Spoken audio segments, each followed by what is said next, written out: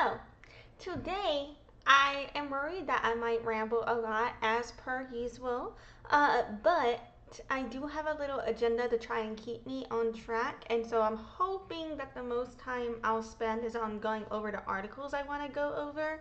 Um, but yeah, so basically today is going to be a follow up on some of the things that I thought about from whenever I covered my Hotel California sales and marketing journey and my automation and integration strategies there, and how I funnel people and send them the right message at the right time with specific targeting internally. And I also want to go a bit further on with the way I run ads, some tips with how I target based on any platform. And we'll be discussing that today. We'll also be discussing phrase matching with Google, but that's going to be more towards the end. So I'm not really in order right now, sorry. But that's going to be more towards the end. I'm going to go over a bunch of sources about that, but I'll probably bitch about that a little bit too throughout this. So yeah, we'll really be focusing on the way I like to use exclusions in advertising as well as analytics, and I'm gonna just kind of see where the conversation goes and timestamp it after. And I'll also want to focus on energy as well, and discuss the energy it takes to provide the level of customer service that is required to close a lot of bigger deals, in my opinion, as well as what it takes to be able to maintain the energy for even smaller deals, for extended periods of time and things like that. So yeah, so I'm gonna roll my intro. We're gonna get this bitch going, and I will try to keep it short and sweet and not ramble too much. But you know. Hi, my name is Alexis, also known as Lexi or Deaf Child. I was born deaf, hard of hearing. I began doing business as Deaf Child 2013, marketing 2011, sales 2009. I've earned 50 plus certifications in marketing and sales. My Bachelor of Science from Loyola University, New Orleans, with a music industry studies major and a business administration minor. Deafness runs in my family genetically. Speech is not fully accessible to me. Anyway, I'm here to bitch about whatever the fuck is on my mind. So here. You know what? I may have accidentally clicked this button and cut off part of my intro, but oops, I don't know. I'm not entirely sure if that finished or not. Anyway, so I'm sure you've seen it enough times. So first of all, I kind of want to go over, like, so in the Hotel California marketing to sales funnel, let's just kind of recap that a little bit. What I did was I outlined and I showed you guys different types of flow examples and examples regarding both marketing and sales, and I show you exactly what are the triggers, what happens at each stage for me to send a very specific message to people when it's relevant to them, as well as how I assign tasks to follow up as well, and as how I automate a quarterly process and update it so nobody ever gets the same message twice unless it's intentional, or so that nobody is, you know, getting ad fatigue and things like that, and so people are getting information relevant to them in their journey with you.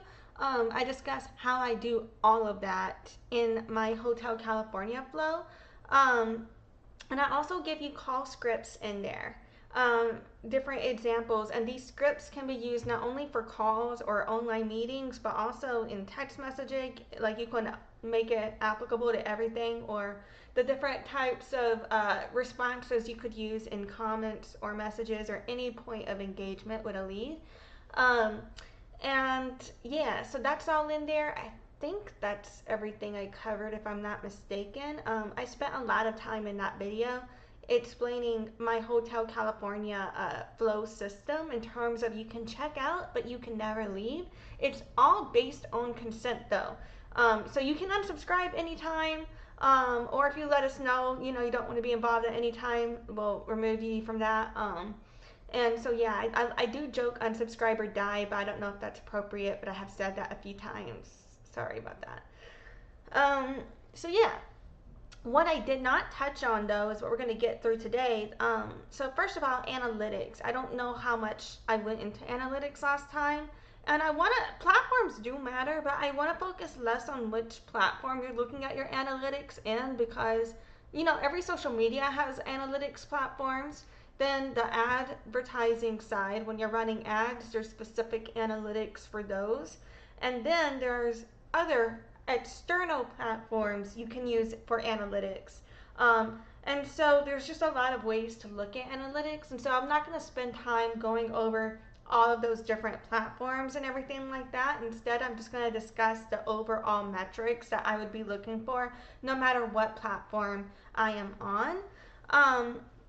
And so, yeah, I probably should have labeled. I had, there it is. Okay, so I made not made, I am using some information from other sources, but I had prepped, is what I meant to say, this material to pull up, but I forgot what I labeled as what for a minute there. But anyway, so I don't think or know if I'm going to say this lady's name right, but Sarah Carosona, she had done, at the time that she made it, I think it was still called Twitter then, but what the fuck does X call tweets? To be honest, I'm not on it now, and I know that like my job is to do marketing, but I just really like fuck that place, right? Like fuck it. So I don't even know what the fuck they call tweets now on X. Is it just posts? Whatever. Is it okay to still call it Twitter and tweets? Like the X rebrand is just the stupidest fucking thing to me. Anyway, I should probably work on eradicating that from my vernacular. I have a habit of saying things like calling things stupid or calling people dumbasses, and that is probably something that I should definitely work on. I think it's some internalized ableism there from me that does not make it any better. That's not me excusing it. That's me thinking of why I think I have that issue. But anyway, so Sarah Kulasana has a tweet that she made called "Identify the Problem." And it goes over cost per thousand impressions, click-through rate, average order value, or your conversion rate. And I find that all of this is extremely, extremely helpful when it comes to identifying what is wrong with your ads. And you can use exactly what she said to connect your problems to your solution. So in regards to click-through rate, we have our creative. For average order value, we got our order or your not your order, you have your offer or your product. For conversion rate, you have landing page and conversion rate optimization. For cost per thousand impressions, you've got your account structure, your creative, and your audiences. And this one can be the hardest to solve, but that's because sometimes the problem is not necessarily clear to you, but sometimes it is the easiest to solve for me. So for some people, it can be the hardest to solve, and it actually depends on what the problem is. So let's go over all of that concept a little bit more and how it ties into the profitability formula from Common Thread Collective.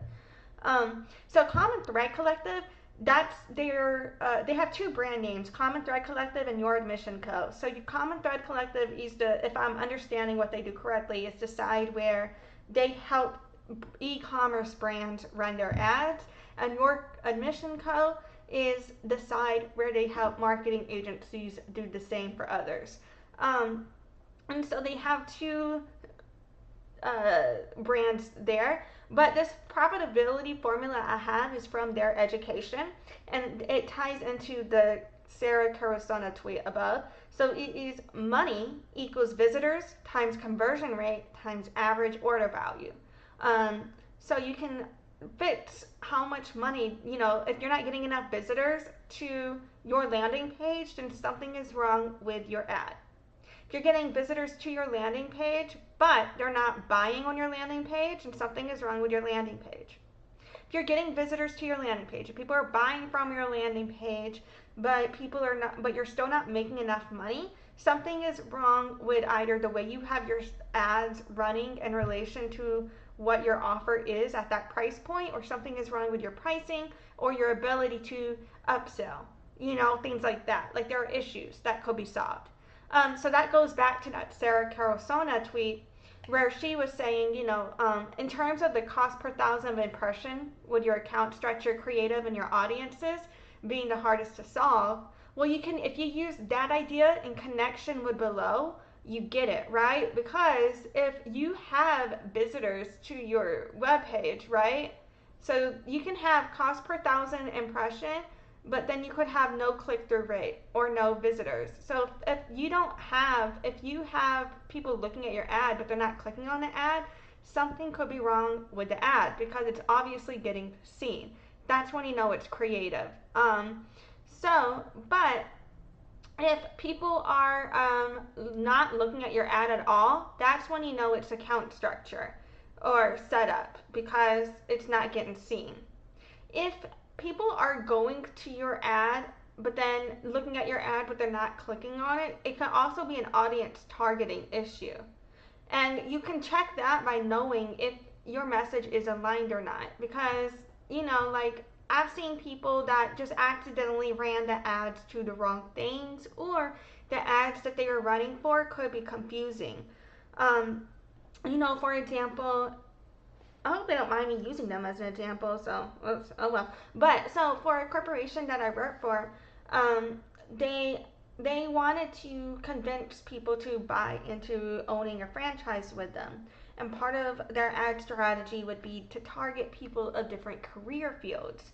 And some of their ads were very good in terms of, I think they were very, very clear, like, that it was trying to, like, hey, we know that this is a hard career to be in. If you are considering switching out, this is another career choice for you. That wouldn't be the word for word what it said, but that would be like the overall mindset and point of where the ad was going. Those ads I found did really well because when people did reach out to us from those ads, they knew exactly who the fuck we were, and they knew why I was reaching out to them and why they were reaching out to us, depending on if I called them or they called me. Things like that. And so whenever we were doing ads that were more of like they were basically just focusing more on the pain points without, like, and the link would take us to us as a solution, but the ad itself didn't discuss that. And so people would fill out the form but not know why. And so the ad, for example, would be about, if it was targeted to trucking, and I'm only using trucking as an example because my dad is a trucker, so I have experience in that profession to know that, I don't have any experience in that profession, but I have experience in seeing my dad in that profession to know how those people are. I worded that wrong, but I think you know what the fuck I mean. Anyway, so like, people would, so they say they would run an ad to a trucker, for example, it would be talking about like, oh, you're spending so many long nights on the road, and all of that, and then it would take them to a sign-up form, and the sign-up form would say, be your own boss as a trucker. Are you a tired trucker? Be your own boss, for your example. Like, are you tired of trucking for somebody else? Be your own boss is something that the ad would say, and then they would fill out the ad thinking that it was an opportunity for them to own their own truck or something. And so I'd be calling, trying to sell them on a franchise unit, but it wasn't clear to them. That type of issue can also be where you can identify, like, if you can see it's not clear what they're gonna get, so you can use all of that. And I understand that this is like a very long, winding road, that I'm a little too ADHD, but hopefully we got there, you understand what the fuck I mean. So you can use profitability formula from Common Thread Collective, and you can use that in context with the rest of this tweet related to identifying the problem, put that together. When you're looking at any sort of analytics for any ad you run digitally, and you can even use it by physical metrics and setting gauges and counting the conversion rate with your physical marketing as well. But for any analyzing of how your ads are performing, if you look at this method, this is how you will troubleshoot it. This is the formula. Your money equals visitors times conversion rate times average order value. So to identify the problem, your click-through rate is going to tell you what's wrong with your creative. Your average order value is going to tell you where you need to fit something with your offer or product. Your conversion rate is going to tell you how your landing page and conversion rate optimization is doing. And then your cost per thousand impression, or that's going to tell you the account structure, the creative issue, or the audience issues that you may need to solve. And it is the hardest to solve because you have to actually think about what is wrong, but the information is still there for you.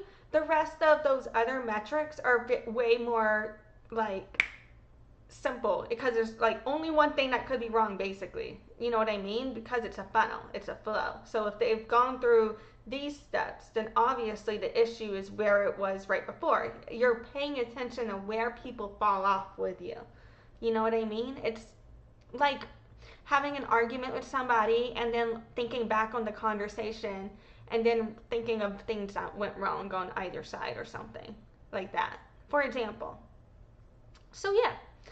And so from there, I want to just kind of give you another example of marketing funnels and how we can target people and move people through the funnel using the Pesh Mandalia as an example. And that's DEPESHMANDALIA. And I have the links for all of this information in the description of this video. It may or may not end up getting moved to the comments if I need to for the timestamping purposes, because I went on a little rant about CMO I used to work for at that law firm I've been bitching about for only 2 weeks. But you know what? Life is hard. Anyway, so I want to think about not only the funnel, but also managing large budgets versus small budgets, because I also am, you know what, that's another thing. In Hotel California, I talk a lot about managing a small budget, or in terms of like starting up, you know what I'm saying? Everything that I said, though, can be used to scale. And I talk more about scaling in the video series I did on vertical versus horizontal scaling. But basically, I want to think about how you're putting your money and spending it with each person in their journey with you. Because the problem I see a lot of people do is run one ad to everyone and expect that to be what gives them a sale. Or when they run different ads, the way that they run each ad is through a broad, cold funnel. And they don't use any exclusions either. So they're using one ad to serve as their cold, warm, hot, and existing customer lead funnels, instead of sending a different ad to each person in their journey based on what steps they took with you before. You know what I mean? And so that's what bothers me, is when people aren't, because it's like I've said before, like if you go to Victoria's Secret as a woman, when you first walk in, you know, you're gonna have somebody being like, here are the discounts and here's our offers. If you decide you want to try your bra on, there's almost always an attendant seeing if they can give you different sizes or if the what you have fits. If you decide you're going to check out, they often try to see if you want to do some type of credit card or some type of email sign up for a discount on your purchase. And these types of things, where at every step you are getting a different message that is relevant to your journey, is more likely to get a result than if every 5 seconds you just had one person coming up to you like, hey, can I help you? I'm gonna be like, no, bitch, I know how to fucking look, I know how to shop. Like, no, you can't help me look at things. But if somebody is more specific, like, hey, I see you have a 32A, but your body seems to have changed, maybe you need a different bra size now, I'm gonna be like, you know what, bitch, please talk to me, because I don't know shit about my boobs right now. Like, I need help. My body has changed. I don't know what the fuck I'm wearing. I haven't been wearing shit. So, you know what I mean? Like, it depends on, you gotta send the right message to the right person at the right time. And that's what people don't do with their digital ads.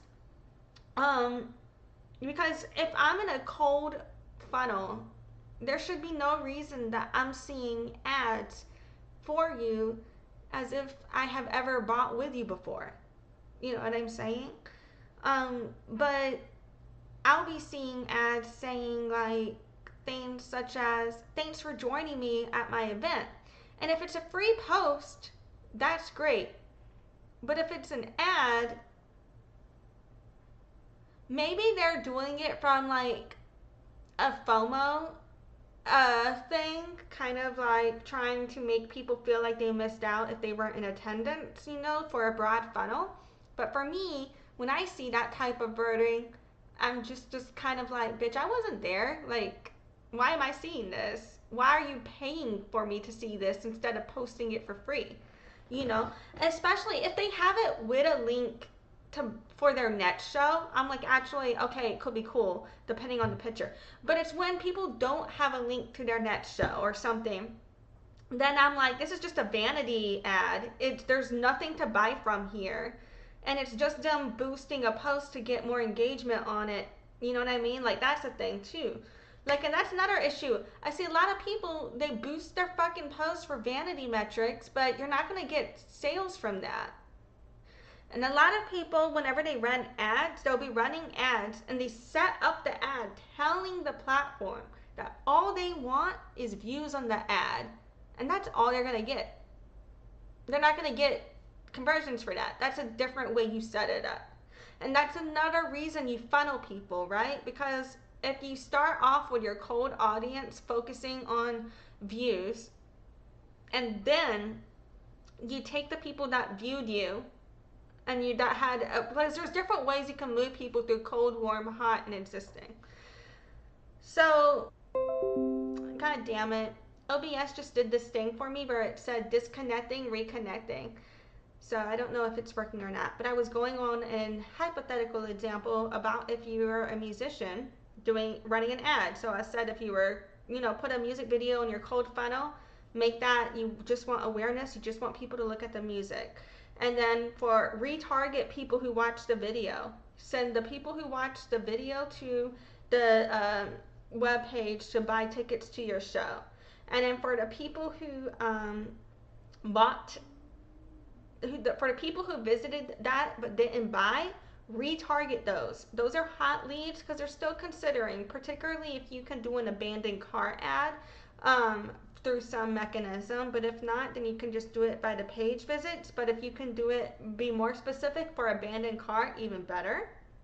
And then you upsell and retarget your existing customers. So the people that did check out or people who have bought from you before, retarget them with some additional upselling on additional merchandise or something else they could be buying from you, right? That's an example funnel. So any type of funnel you do is hypothetical and it's up for what works for you, but you also want to start thinking about how are you using exclusions?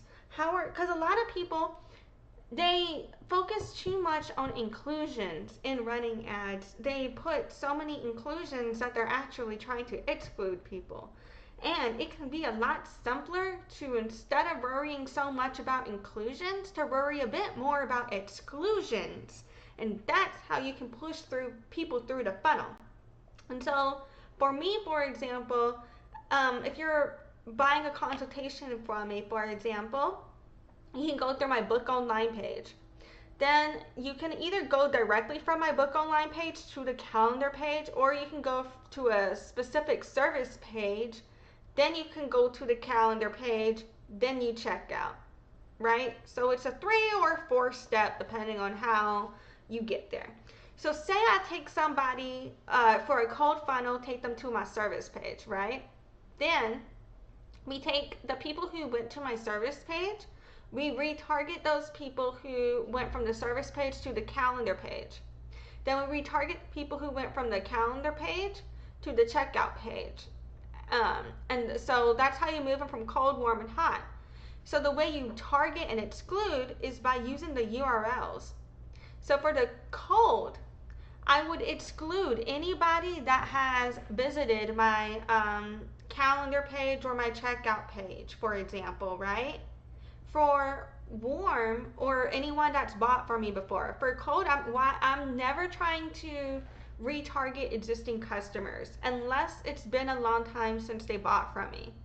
So if it's a cold funnel, I'm always excluding my existing buyers, and I'm always excluding people who are already following me. Why? Because why am I paying for you to see me when you already see me for free? Now, you may make the argument, the way that the algorithm works, your posts don't get much visibility unless you boost them, but that's a different conversation. Because your post getting engagement is a different conversation than you getting sales. And if somebody's already engaging with you or a previous customer, you should also potentially, you may already have their information in a different way, and boosting those posts for that engagement is not going to get you immediate sales. So it's a different conversation, as this conversation is about running ads to get immediate sales for that profitability in your return on ad spend. So maybe I should actually make a note here, and I'm going to type that out real quick.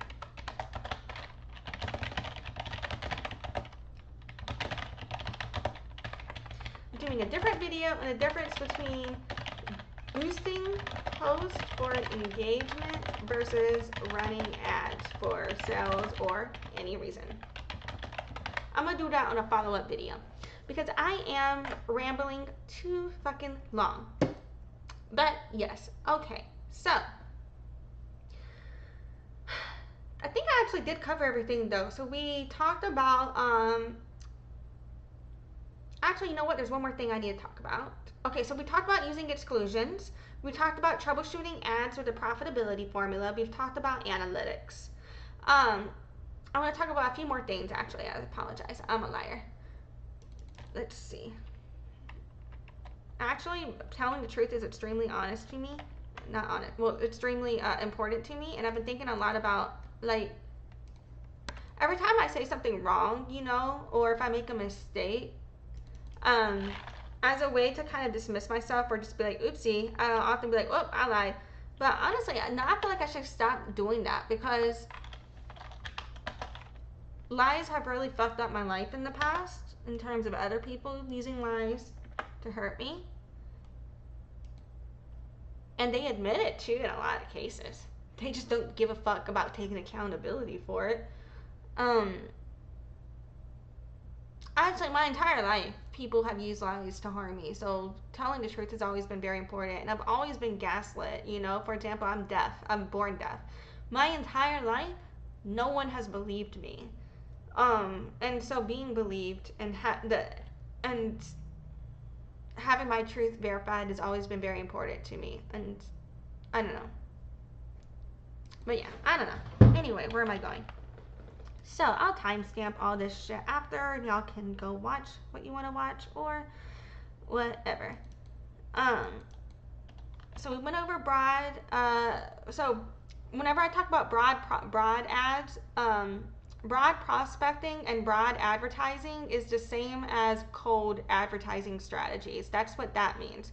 Broad prospecting is a type of cold strategy. And so broad refers to whether or not you are setting parameters on your ads so that less people see them, or if you're allowing more people to see your ad. Cold refers to where they're at in the funnel in terms of, like, if it's a cold lead, that means that they don't know who the fuck you are and you are introducing yourself to a stranger and they have never gotten consent, or you've never gotten consent to talk to them before. A warm lead is and the closest thing that you have to consent to talk to them for a cold lead is being in the same space as them. But yeah, warm lead is somebody who, they know who you are. They may have expressed interest in buying from you. If they've expressed any form of disinterest, they are not warm. They are cold. A warm lead, they may or may not be close or are ready to buy, but they are someone who is showing interest in you. A hot lead is someone who is definitely ready to buy. They are asking you about pricing, you know, they're looking into what they're going to rearrange for themselves to move forward with you. And they are someone who's ready to take action, and they're actually trying to do that with you now and buy from you now. and an existing lead is somebody who has bought from you before. So yeah, so you consider that in your marketing, you know what I'm saying? And when in time that we're talking about retargeting, we're typically talking about an existing lead or a hot lead. Sometimes when it comes to retargeting and remarketing in the conversation, and when it comes to the concept of prospects, because all of these semantics are arbitrary, it can get muddled. Some people, they consider any lead a prospect, and some people, they consider a prospect to be somebody who is not a lead yet. It's somebody who you're trying to target, but you don't have their information yet. Versus a lead is someone whose information you have. But with these, so some places you go, you'll see them differentiating these terms, and some people, they use these terms interchangeably. Sometimes it can matter when it comes to being very clear about who we are targeting and sending what specific message to. But a lot of times it doesn't fucking matter. You're just referring to somebody you're running an ad to in the moment. So you just got to do that communication and hopefully have the relationship with the person you're talking to get that sorted. But yeah, fucking, so previously, I think I kind of touched on this before, but didn't fully expand on it. But in the Marketing to Sales California, and particularly in the description of that video, I discuss how a lot of people that I'm trying to talk into setting up these types of systems have a smaller budget. But that's because this is what every company I know with a bigger budget that actually is succeeding, they're doing some form of automation on the back end. They may not have it set up quarterly like I do. They may not have the same workflows that I do, but having this type of automation in their buyer journey, however it is processed and done for them, is what every single successful company I have ever worked with has in common. And I think that reason being is because it allows you to reach specific people at the right message at the right time. I've just never seen anybody present it in the way that I think of it with the Hotel California concept. So that's my own way of processing it. But what I'm telling you to do in that system is nothing new. It's what I see every fucking successful marketing agency do for their clients, etc. But yeah, and the reason that I am trying to encourage people with smaller budgets to spend their resources on developing those systems instead, if they can't afford to hire somebody to do their marketing for them all the time. If you're running ads and you don't have a system on the back end set up to manage the leads when you start getting them, when you run ads, it will be a waste of money. So the reason that I stress this priority is so that when you do have leads coming in, you have that system in place to manage them. That's what that's for. So yeah. And when it comes to the importance in segmenting your message this way, a lot of people, like, if you do not segment this way, it's not that you won't get sales. You absolutely can. It will just be more expensive for you too. Why? Because of the way that ads cost. Typically, with ads, you're going to spend around $1 on cost per click on average for your Facebook ads, for example, but on Google that can vary greatly depending on the industry you're in and the type of keyword you're bidding on. But either way, you have a different conversion rate at every stage of the funnel. At a cold funnel, you're always going to be between a 1 and 10% conversion rate, typically on average. Middle funnel, maybe 10 to 20. It's not until you're on that hot and retargeting that you're going to get 20% and above conversion rate on your retargeting and on your ads. And that's because it takes multiple touch points for people interacting with you to do business with you. And I explained that in the presentation about myself in the video on the Hotel California that this is a follow-up to. It takes multiple touch points of interaction for people to do business with you because of the mere endowment exposure theory as well. The more times people interact with you, both in length and number and amount of times, then the more likely they are to buy from you and all of that. If you're just running one ad for all of that audience all of the time, you're always going to be stuck in a lower conversion rate. Versus if you funnel people through based on their interest level with you, that's how you get the higher conversion rates and the cheaper ad cost, because you are segmenting your expenses, you're allocating your expenses based on the audience groups. So that way you're spending money, less money to reach people who have spent more time with you. You know what I mean? I don't know if I'm explaining that right. I'm going to try to process this more and try to word it better perhaps one day in a different live where I'm not so rambly and I can be more on point, or maybe in a pre-recorded video where I can do a better job at that. But I mean, if you know what the fuck I mean, maybe that will help. So yeah. And so for an example of this, I want to use that law office I keep bitching about, and more particularly the CMO as an example right now, because I'm blaming the CMO on this one. So fucking on their ads, because I've been seeing their ads on Facebook, particularly ever since I made that video on my YouTube channel. All New Orleans lawyers advertising has been coming across my Facebook lately, like generally, just like all of you bitches. So I've been seeing that person's ads as well. But you know, the petty in me thought about reporting all of that for spam and shit, because it would it would bring them down. And then I also thought about just clicking every single ad that I saw as many times as possible, because then it would charge them, and I know I'm not. But you know, I'm not that petty. I didn't do it. I just thought about it. I say I'm not that petty, but maybe I should say I am petty because of things, you know, because I did do.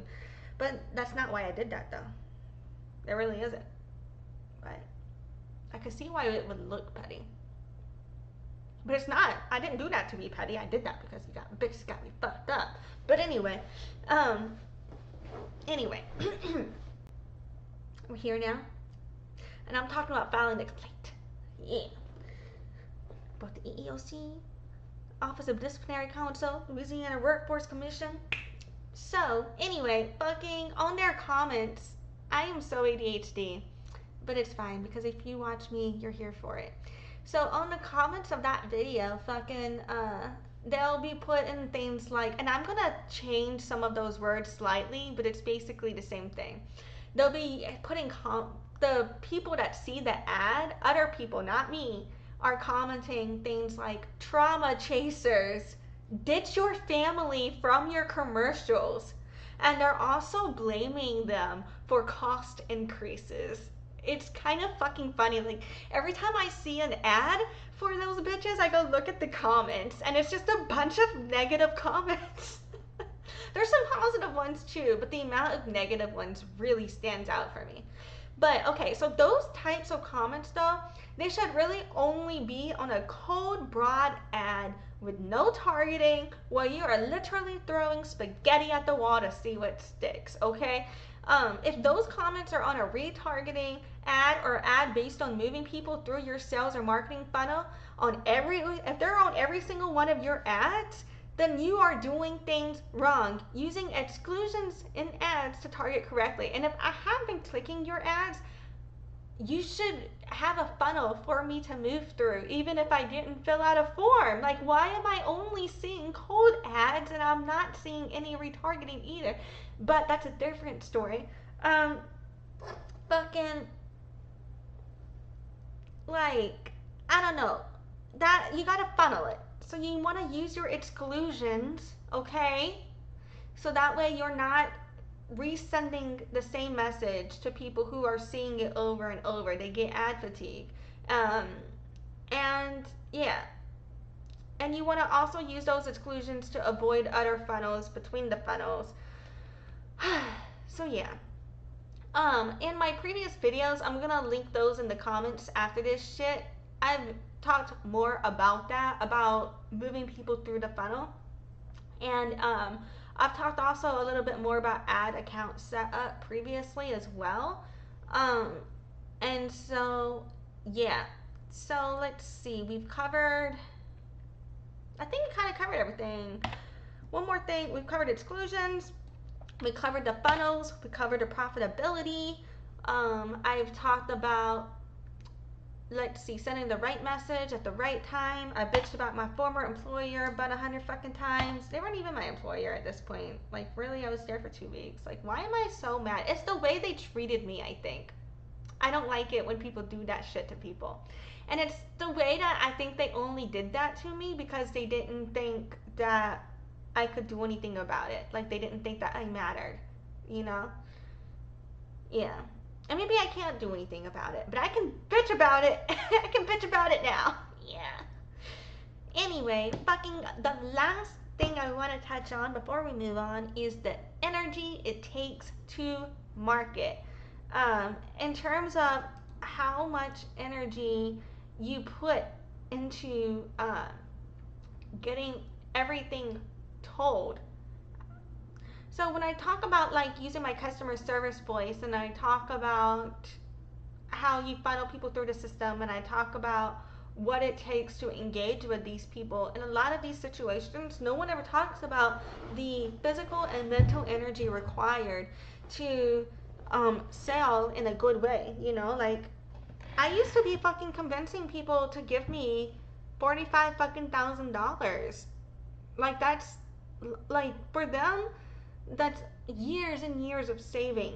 You know what I mean? Um, and here's how, here's how I'd be fucking doing that shit. I'd just be calling people like, hi, this is Lexi. How are you today? I'm giving you a call with this corporation that I want to sell you a franchise from. Would you like to know more information? Delightful. Well, if you're interested in more information, I would love to get you scheduled for an appointment. Well, the reason being is that the FTC regulates everything about the way this information is delivered, and so in order to give this information to you in a way that is legally compliant, where everything is peer-reviewed and our legal department has authorized us, we have you come in for an appointment and give you this information in physical documentation, where it tells you not only the timeline of when we go get you business based on when you start, but also our pricing packages, our equipment packages, and everything you need to know about our business. Also, we have 2 departments. We have operations advisors. Their only job is to keep your business. We also have an inside sales team. Their only job is to go get you business. Our inside sales team, they lock people in for 2 or 3 years on average. We got a legal department on board to enforce those contracts. So if you're having struggles getting business, let us know. Also, the operations advisors on average retain clients for 8 years for our franchise owners. So this reduction in turnover is why people choose us. Also, if you lose a business at no fault of your own, then we will go replace that business for you. The building burns down, they close up shop for good, we'll replace that business for you. And if for any reason we are unable to produce on the contract guarantees we offer, we'll give you 3 times cash value. Yes, 3 times cash value.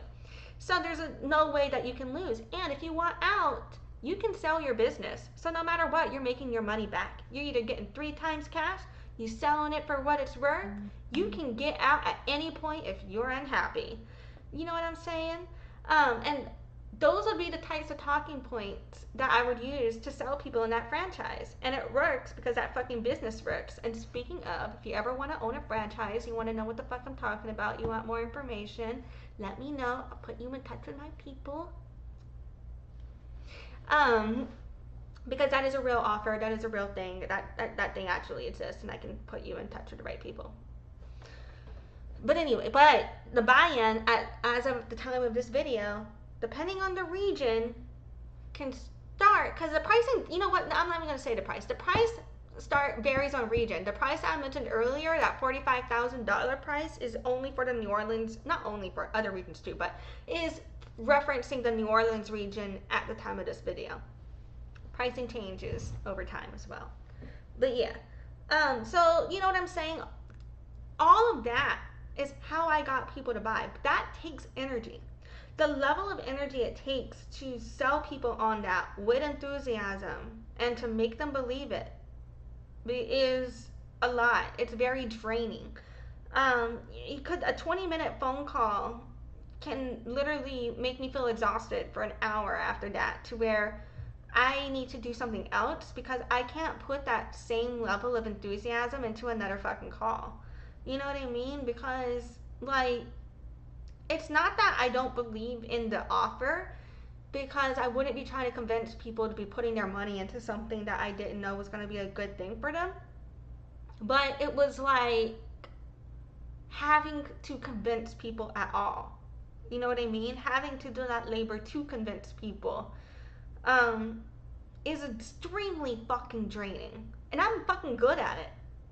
But that's where people don't talk about is what that takes to do successfully, well, to make people trust you, to be able to address all of their issues, to be 100% on board customer service. Every single time they call you, what they hear from you is, hi. I cannot do that all the time. I'm a fucking human being. So the way I do that is I can only put my energy into that when I'm in customer service mode. I cannot be in customer service mode all the time or I'm gonna fucking break. And I have to be able to talk to the people that I'm working with as myself. I can go into customer service mode for presentations if you require it or things like that. But you know, it's like, that's another thing when it comes to communicating and working with people. The tools it can take to sell and to be convincing and persuasive are not necessarily realistic for the energy output that you are going to be able to maintain all the time in your everyday life. And so that's where a lot of people in sales and marketing get burnout. The amount of energy it takes to do this and to do it well. And so yeah, I think every human, we all have our own ways of handling things. We all experience it differently and it impacts us all differently too. So I also think part of that adjustment too is for each person in their own journey being able to understand what they need to be accommodated and to be accommodated as they market and sell.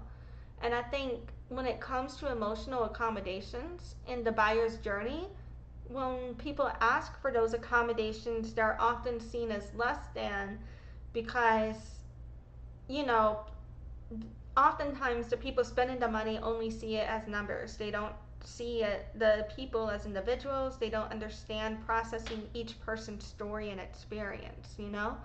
But when you are in marketing and sales, that is what you are experiencing. You are going through each person's journey with them when you're in communication with them, in my opinion. And it is extremely draining if you do care. And a lot of people, they check out and they just don't care. But I find those are the people who end up doing things with marketing where you are I find those are the people who do things with marketing where you're not being, I don't want to say unethical, like that's where I'm stumbling on my words here because that's where my mind was going, but where you start to slip up and lose your humanity. Because you can lose humanity without being unethical. Well, maybe it is unethical. I don't know. I have to process that more. But I'm talking about where you start content farming and you're not caring about the quality of the content. The captioner did not put content farming correctly, so I just said that again. But anyway, yeah, like where you do things where you're just wasting people's money and you don't give a fuck because they have the money to spend, you know? I see that a lot, and I think that it happens because people become disconnected. And I think some people become disconnected because it can be very stressful, but at the same time, that's like, because I have anxiety, But because of my anxiety, I think it's also what makes me better at my job, because I would never do, because of, like, I wouldn't allow myself, I'm too anxious, so I would not allow myself to do something I could not handle, right? Because I wouldn't want to be responsible or liable for fucking with somebody's ability to earn an income. And I wouldn't want to be liable for not only fucking with an individual business owner's ability to live, but also their entire organization's ability to live. And sometimes when you're doing marketing, it's kind of like when you're driving like 60 or 70 miles per hour on a bridge and you're just like, wow, what if I get in a wreck? That would be really scary right now. You know what I mean? Kind of thing. Where it's kind of like that when you're spending a bunch of money for these companies and you know that this company is relying on the success of this marketing budget in order to continue going. That can be kind of stressful. And when I first started in marketing, like 5, 10 years ago, closer to 10, even about 5, um, I would be very, very stressed. The more I do marketing, the less stressed I am when I run ads. And it's not because I don't care about what happens with that money, it's because I am more confident now about what I'm doing with it. Um, but it's, I don't know. I think that if you are somebody who is making bad decisions when it comes to the allocation of your budget, perhaps you should take a step back and revisit your training before you step into a role where you are in charge of budget allocation, in my opinion. You know, and I don't even think, like a lot of marketers, because of capitalism, a lot of marketers, we have very shitty personal finances. And I don't think that means that we're bad at doing business, though.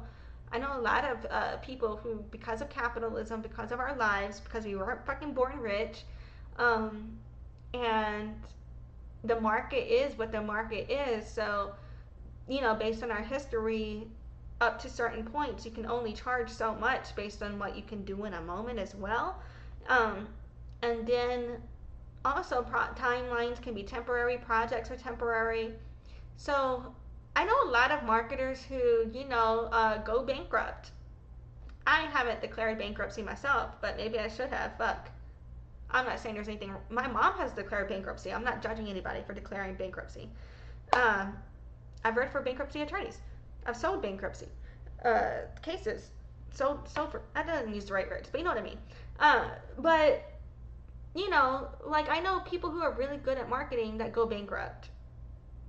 Like I know people who are really good at business that go bankrupt, and it's not because they were doing the wrong things in business. It's because perhaps they had health expenses or other things can happen outside of your life, or even if you're doing everything right, it only takes one bad storm to come and now you're fucked.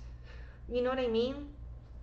And that is the case in capitalism for a lot of individuals, and businesses are only um, collectives of individuals. You know what I mean? And so when we think of that, we have a collective of individual issues when it comes to each business. So a lot of people in marketing, um, they will be managing $1 million budgets and they're driving an early 2000s Toyota Camry. And you know what I mean? Like, there's fucking people who are making the best with what we got. Um, I don't really know what my ramble is there, but I guess I was kind of thinking about, like, I was bitching about the way that the CMO used funds, and I'm not judging her necessarily just because I disagree with it. Even though I do think it is a waste of funds, I don't mean to say that in a judgmental way. I just mean to say that in a way to mean I don't understand why you would waste the money that way. Um, but perhaps because I was only there for 2 weeks, whenever I'm bitching about things like they're using unbounce and they're also using I forgot what, I think it was like lead pages or some shit like that. they're using two different landing page platforms, right? And I'm like, why would you waste your money on that? But perhaps I am not privy to the information that they're just A/B testing or seeing which one is better for them, and they're going to get rid of the one that doesn't perform. But when I was there, that's all because I don't have access to other things about them. Things like that are what I think about. Like, why would you waste your money on this? This is like, what? And I also didn't understand why they had a whole staff of marketing teams, like the CMO, marketing coordinators, social media graphics, different marketing coordinators, because they have different offices and they would have different marketing departments in all of the offices and like things like that. And I'm just like, why are we all here for marketing? And because doing SEO, it's as you go. I don't know. But then again, everybody arranges things differently, right? Because, for example, if you're at home, it's one thing to clean as you go when you're cooking at home. But then if you're on the line as a chef, maybe cleaning as you go is harder. You need to focus on the dishes on the line, so you hire somebody else to come clean behind you, right?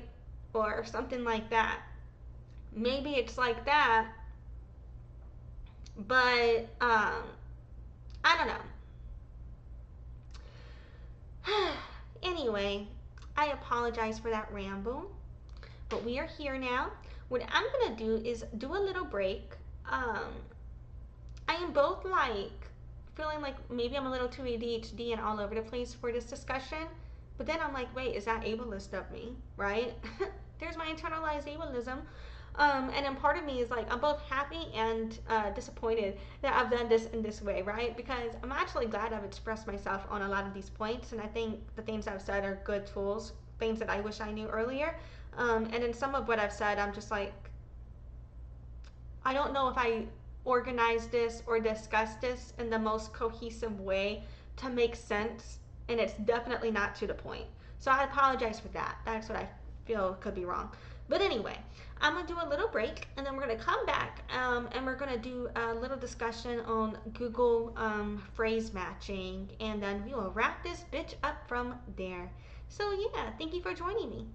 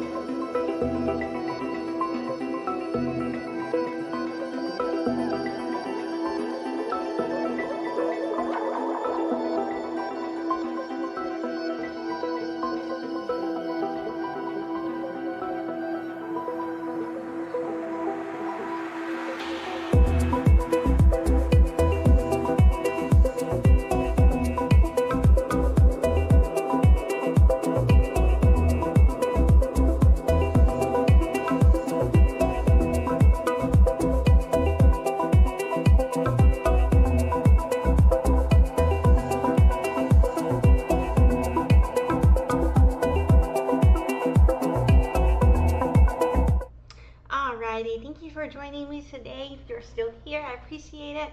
There's a few of you guys that like always watch my shit, and to be honest, you three are the reason I keep fucking doing it. Even if two of you are my parents. But you know what? You're why I'm here. I'm a fucking weirdo. Anyway, so next up, you know what? Actually, that's kind of funny though, because my parents are divorced. They both kind of hate each other. They don't do shit together, but both of them watch my videos sometimes, so I'll always be what they have in common. Well, and my other siblings. But yeah. Anyway, I'm weird. Okay, so fucking now we're going to go into just kind of wrapping this bitch up. I'll try not to bitch about that firm too much more, but before I hold you to that, or hold me to that, before you can hold me to that, let me just say, the reason we are talking about this today is because that fucking CMO was trying to tell me that the that the phrase match modifiers and broad match modifiers, and that the match modifiers do not matter. That phrase matching doesn't matter with Google, right? And if you're only doing display ads, then that is true. It doesn't matter. But if you are still running search ads, also, it does matter. It does to me. So basically what I'm going to do is go through some sources about the entire concept of this, and I tried to pull up, I honestly did not read what we're going to be looking at today, but I tried to pull up sources that appear to have differing opinions, so we could look at everybody's saying, so you're not just getting what I think, you're getting what other people are saying, and then I'm going to tell you what I think and why I think it at the end in my conclusion. So yeah, plus I'll be bitching as we go, as per usual. But anyway, so starting up, we're going to hear from Google themselves, and I am aware that to a point, what Google puts out for their shit is full of shit, right? And we've discussed this in my Google Monopoly case. For example, they've literally admitted in their internal documents how they would manipulate the ad bidding system in order for them to profit more. But on their external documents, they don't say that shit. They're like, no, we run ads based on merit and budget and merit and budget. Internally, they're like, yeah, so what can we do to squeeze more money? You know what I mean? Type shit. So I do understand to a point that a lot of what Google promotes on Google can be full of shit. But at the same time, to another level, if they're only full of shit, then they cannot take your money. So what they say is has some merit as well. You know, there is some utility to it because they do inform you on how to use them. But at the same time, they'll be doing this type of shit, and then they'll be putting like you could set up an ad that's really good to go. If you run it, it's actually going to perform beautifully. But Google will still be giving you notifications like up your budget to make more money, up your budget to improve performance, things like that, because they just want to take your money. You know what I mean? Yeah. Anyway, and you don't even need to do it because if you just ran the ad as is. But anyway, so Google. Let me zoom in. Why is there an error here? Bullshit. Okay. So, for changes to phrase match and broad match modifier. In July 2021, Google Ads updated phrase match to incorporate broad match modifier behaviors. Now, phrase and broad match modifier keywords have the same matching behavior, showing ads on searches that include the meaning of your keyword. So, in February 2021, Google Ads began to incorporate behaviors of broad match modifier into phrase match. As of July 2021, both phrase and broad match modifier keywords have the same updated phrase matching behavior for all languages and show ads on searches that include the meaning of your keyword. You don't need to take any specific action for your phrase match or broad match modifier keywords in order to see these changes. So, when I talk about phrase matching though, there's 3 types of phrase matching. There's broad, phrase, and exact. There's still a difference, even though they're combining the way that the broad and the phrase are performing together, there's still a difference. And we'll get more into that, I believe, with the rest of these sources. But I just want to explain that. I think this semantics is where that former CNO and I were perhaps just didn't have enough time to discuss, I'm wondering. And I'm making assumptions on my side because I'm not talking to her. I have no plans to talk to her again. And I'm not trying to speak for her. I'm just trying to explain my experience. So this is not me speaking for her. This is just my side. I'm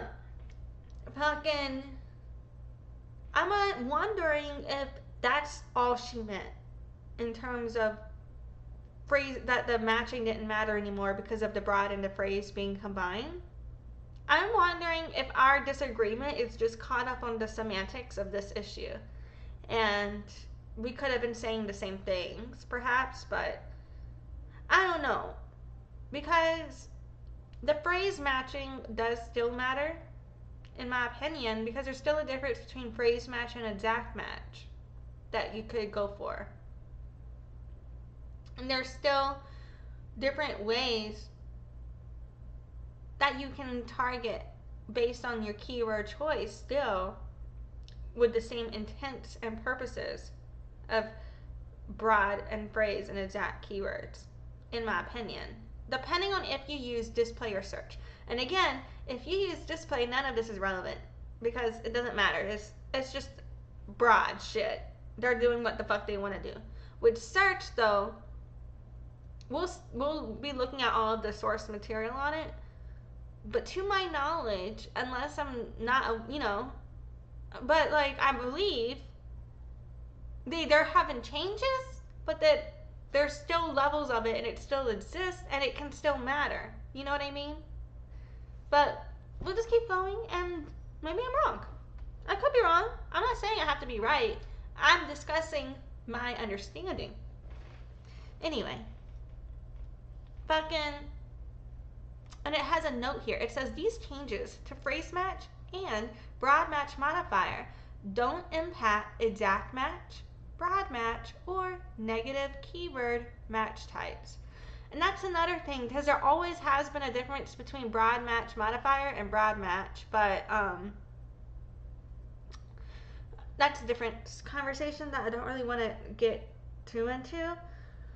But basically, it's, to sum it up in a nutshell, and this is a terrible, terrible generalization, the difference between broad match and broad match modifier is whether or not you're considering each individual word or the unit as a whole. So for example, broad match modifier would when you would be saying like red corduroy pants, and you could put a broad match modifier on red, on corduroy, and pants. So if someone was Googling any color, any fabric, or any term for pants, that you would appear, right? For example. Versus a broad match modifier, not modifier, what the fuck am I saying? The difference between that and broad match would be like red corduroy pants as a broad match. Anything related to red corduroy pants could appear. Or something like that.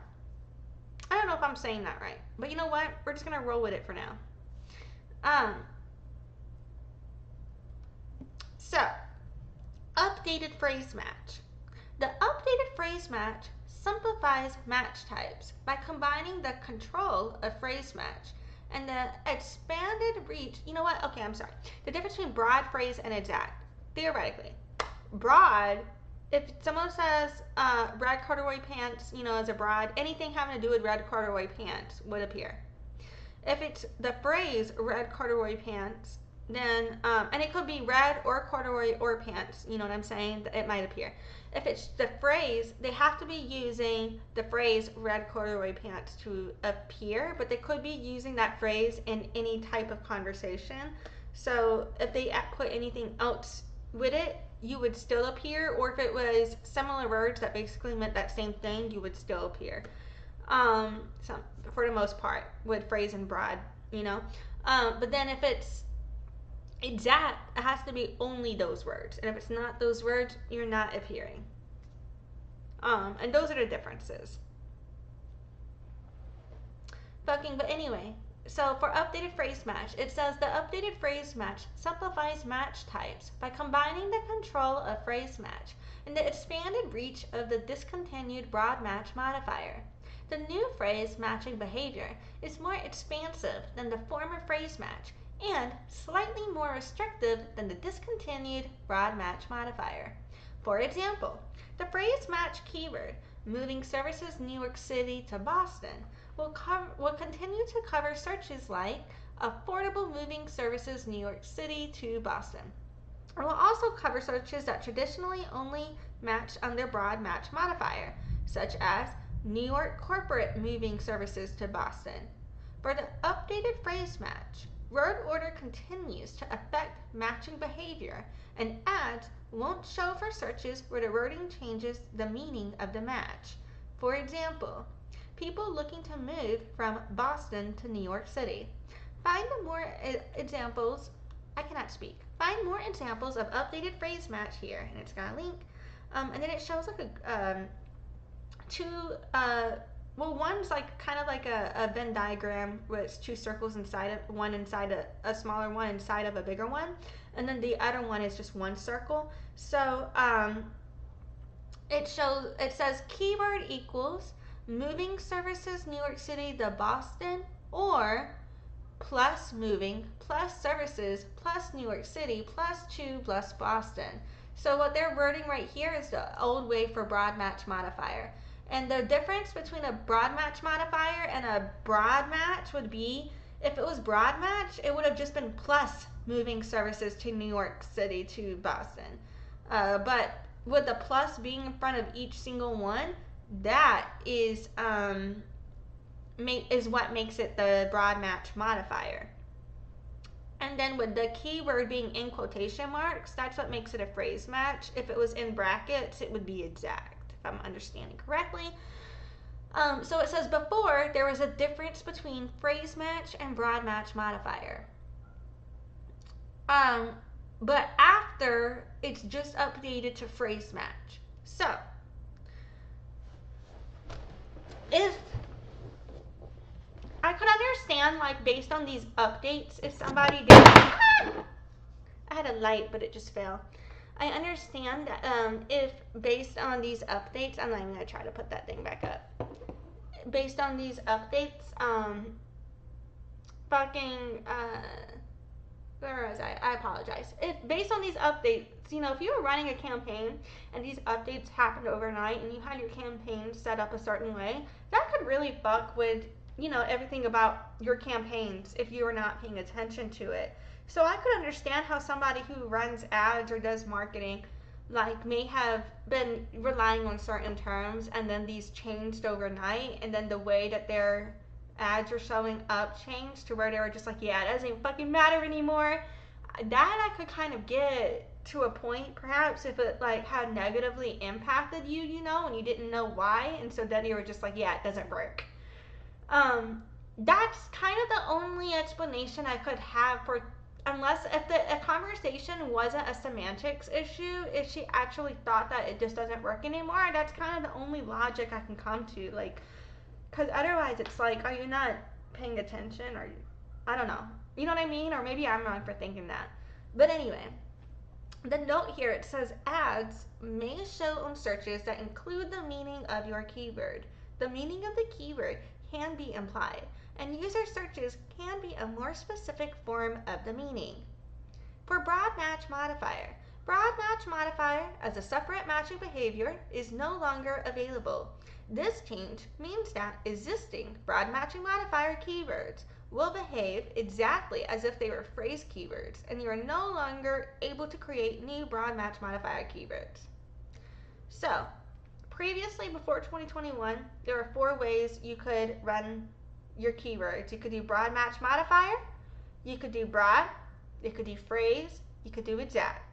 Now, broad match modifier is included with phrase, so there's just 3. You could do broad, phrase, or exact. Y'all got it? Got it. Okie dokie. It says if you have legacy broad match modifier keywords in your account, existing broad match modifier keywords use the updated phrase matching behavior. You don't need to add the same keywords in phrase match in order to continue serving. In the past, it was possible to add the broad match modifier to a subset of the terms in a keyword, and the other terms would operate like a broad match. These partially modified keywords now behave entirely as a phrase match. If you edit legacy broad match modifier keyword text, your keyword will automatically convert to phrase match notation keyword upon saving, and that's in quotations. It says you can still edit other attributes of your legacy broad match modifier keywords such as bids or status. As of July 2021, new keywords can't be added using the legacy broad match modifier notation plus keyword. Since broad match modifier keywords will continue to serve but will behave as phrase match keywords. So maybe you see, so they were still running it, but then just changed the way it ran. So if anybody didn't understand why that was happening and their ad was set up to go that way, then they could be losing money. And so I could understand why people no longer thinks that the matching matters if it fucked their shit up then. But yeah. And then it shows how to convert broad match modifier keywords to phrase match keywords. It says 1. Go to search keywords with the campaigns menu. 2. Select the keywords you want to change, or you can use the checkbox at the top of the table to select all keywords. 3. Select edit, then go to the change match types option. 4. When you hover on change match types, you will find an option to change broad match modifier keywords. 5. Select broad match modifier keywords to convert them.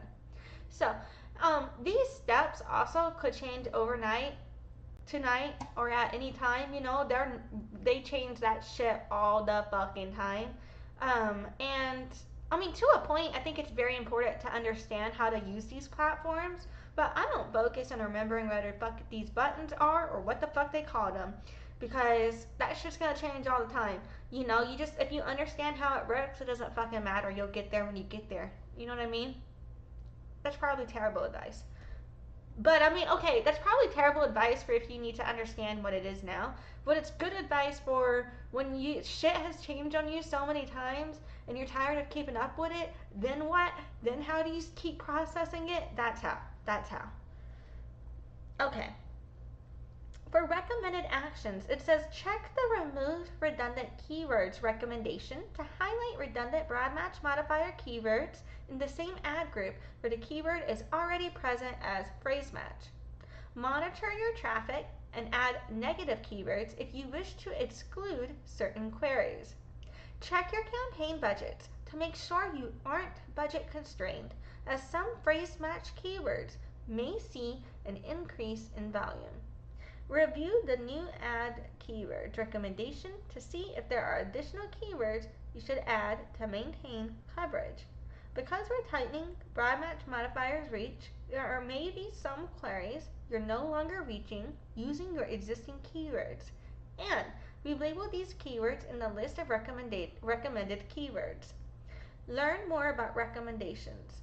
Consider converting your phrase and broad match modifier keywords to broad match if you are using smart bidding.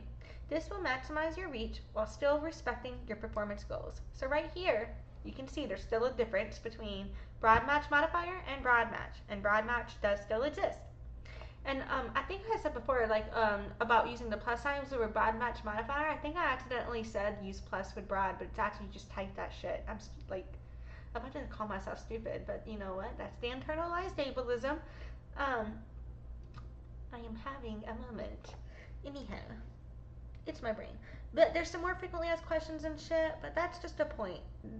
You know what I'm saying? So, there is a difference. The way it runs and functions can change over time. And so if you're not keeping up with it, I understand, but not feeling the utility of it, but whatever. Anyway, so let's just keep going, shall we? I don't know. I'm gonna feel out how much I read of this. I don't know if I'm gonna read all of it. I'm gonna skim and scam the rest of this shit. So next up, we've got Google Ads from Match Types in 2025. And it says here, Evolving Trumping Logic. It's from John Sargent, March 5th, 2025. And let's zoom in a little.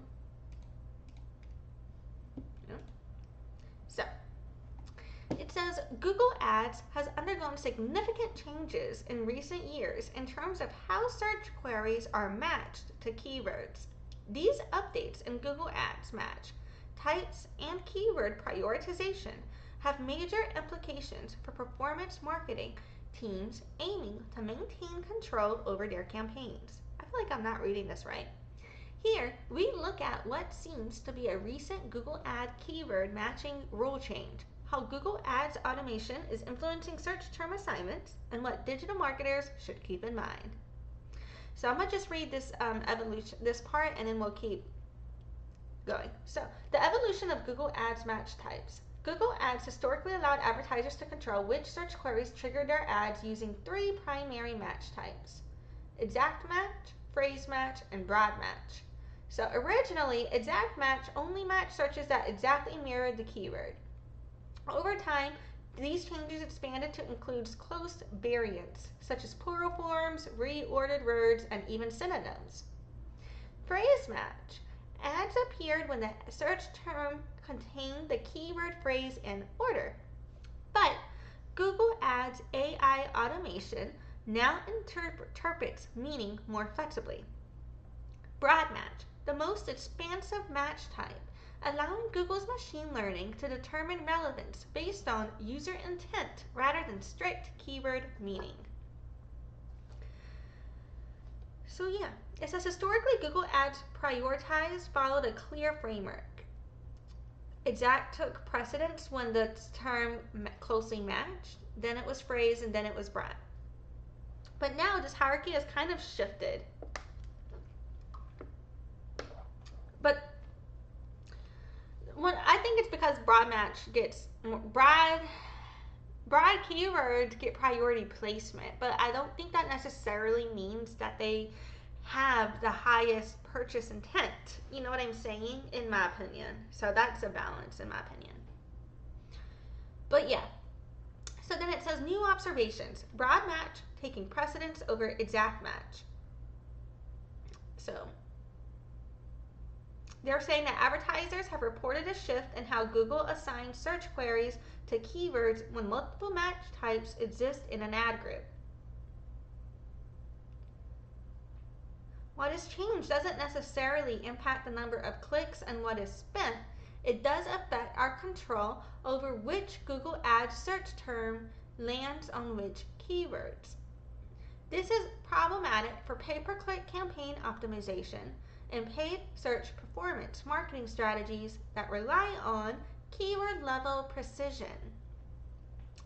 But I think where we can combat that, in my opinion, will be in how we use those keywords. Even if we won't necessarily completely control the exact keywords we are found for, we can still target with those keywords in the copy that they come to and in the copy of what we can control for what we input for the context and the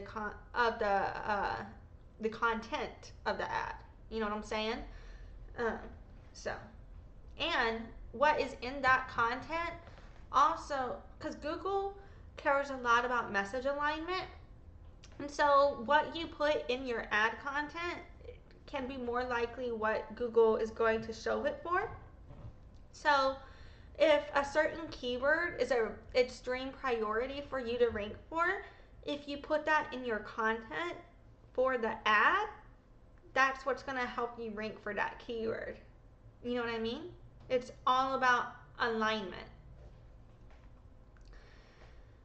So that, in my opinion, I actually think that can help encourage people to have better quality content that, or in terms of ads, aligning to the message that people will receive, because a lot of people will run ads because they want to get found, and it's not necessarily a specific answer to the search query.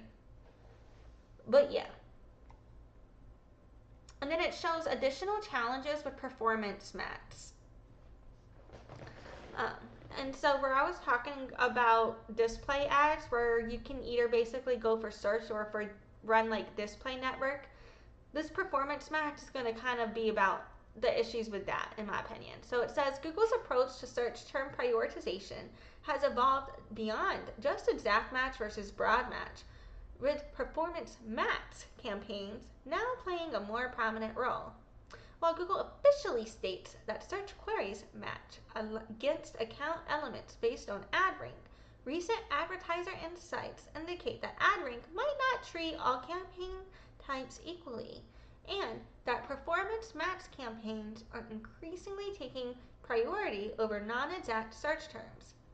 Which I think is interesting, because in our Google Monopoly case, we have also been covering how Google kind of admitted, in my opinion, potentially in their internal documents, that part of the way that they were able to legally get around the limitation on the amount of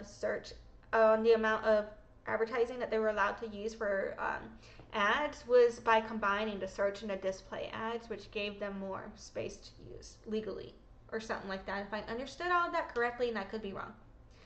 So yeah, and then it shows some implications for digital marketing teams. It's saying that we should revisit our strategy, because previously best practices involved consolidating keyword variations, but now if we want to ensure that our variations match, we may need to separate those. You know what I'm saying? And then it's saying for Google ad bidding strategies, some performance marketing managers, they bid more aggressively on exact match keywords due to high intent and conversion rates. If the search queries are being more matched to broad match keywords, conversion rates and cost efficiency could shift unpredictably. But here's my takeaway. It's an ad auction system though, so we control the price of the market based on what we are willing to bid. You know what I'm saying? So everybody needs to bid low. So stop bidding high, bitches. We need to all control this shit. And some people are like, I'm gonna bid high so I can outperform you, bitches. Look, what if you slowly escalate your budget over time, and you have a bigger budget for a longer period of time, then run out all your money on the short term? How about that? Like, let's just talk about ways in which we can increase your performance while keeping the price low. You know what I'm saying? Like, we can, if you want to blow your money on ads, there's PR for that. God damn. Like, shit. Anyway. So anyway, and then it also says greater reliance on negative keywords. Since broad match is capturing more queries that previously fell under exact match, advertisers may need to expand their negative keyword lists to prevent wasted spend on irrelevant searches. 4. Testing for account-specific impact.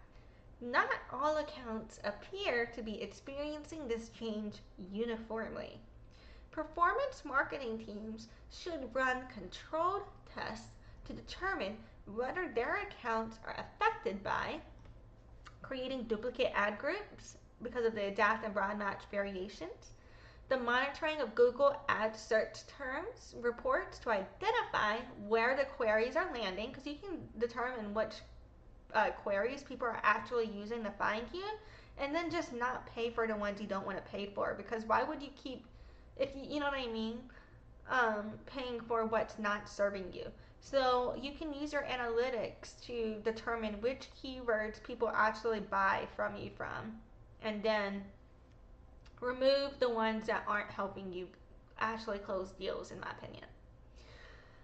And it says adjust Google ad keyword matching strategies accordingly. And it says for CMOs, digital marketing managers, and performance marketing teams, I can't speak still, within organizations, this change perhaps comes as no surprise, since it supports Google's continued prioritization of AI-driven pay-per-click automation over manual advertiser control. You know, I remember 10 years ago when it was all about like getting on board with machine learning, the same way it's about getting on board with AI now. Just interesting how time changes. But grow up so fast, guys. Anyway, and then it's got some suggestions for staying ahead, but I feel like that's just really reiterating what the fuck it just said in my opinion. And this article is linked in the description of this video if you want to go read it yourself. Yeah, I'm gonna keep going. So then, next up from LQ Digital, we've got embracing match type changes in 2025.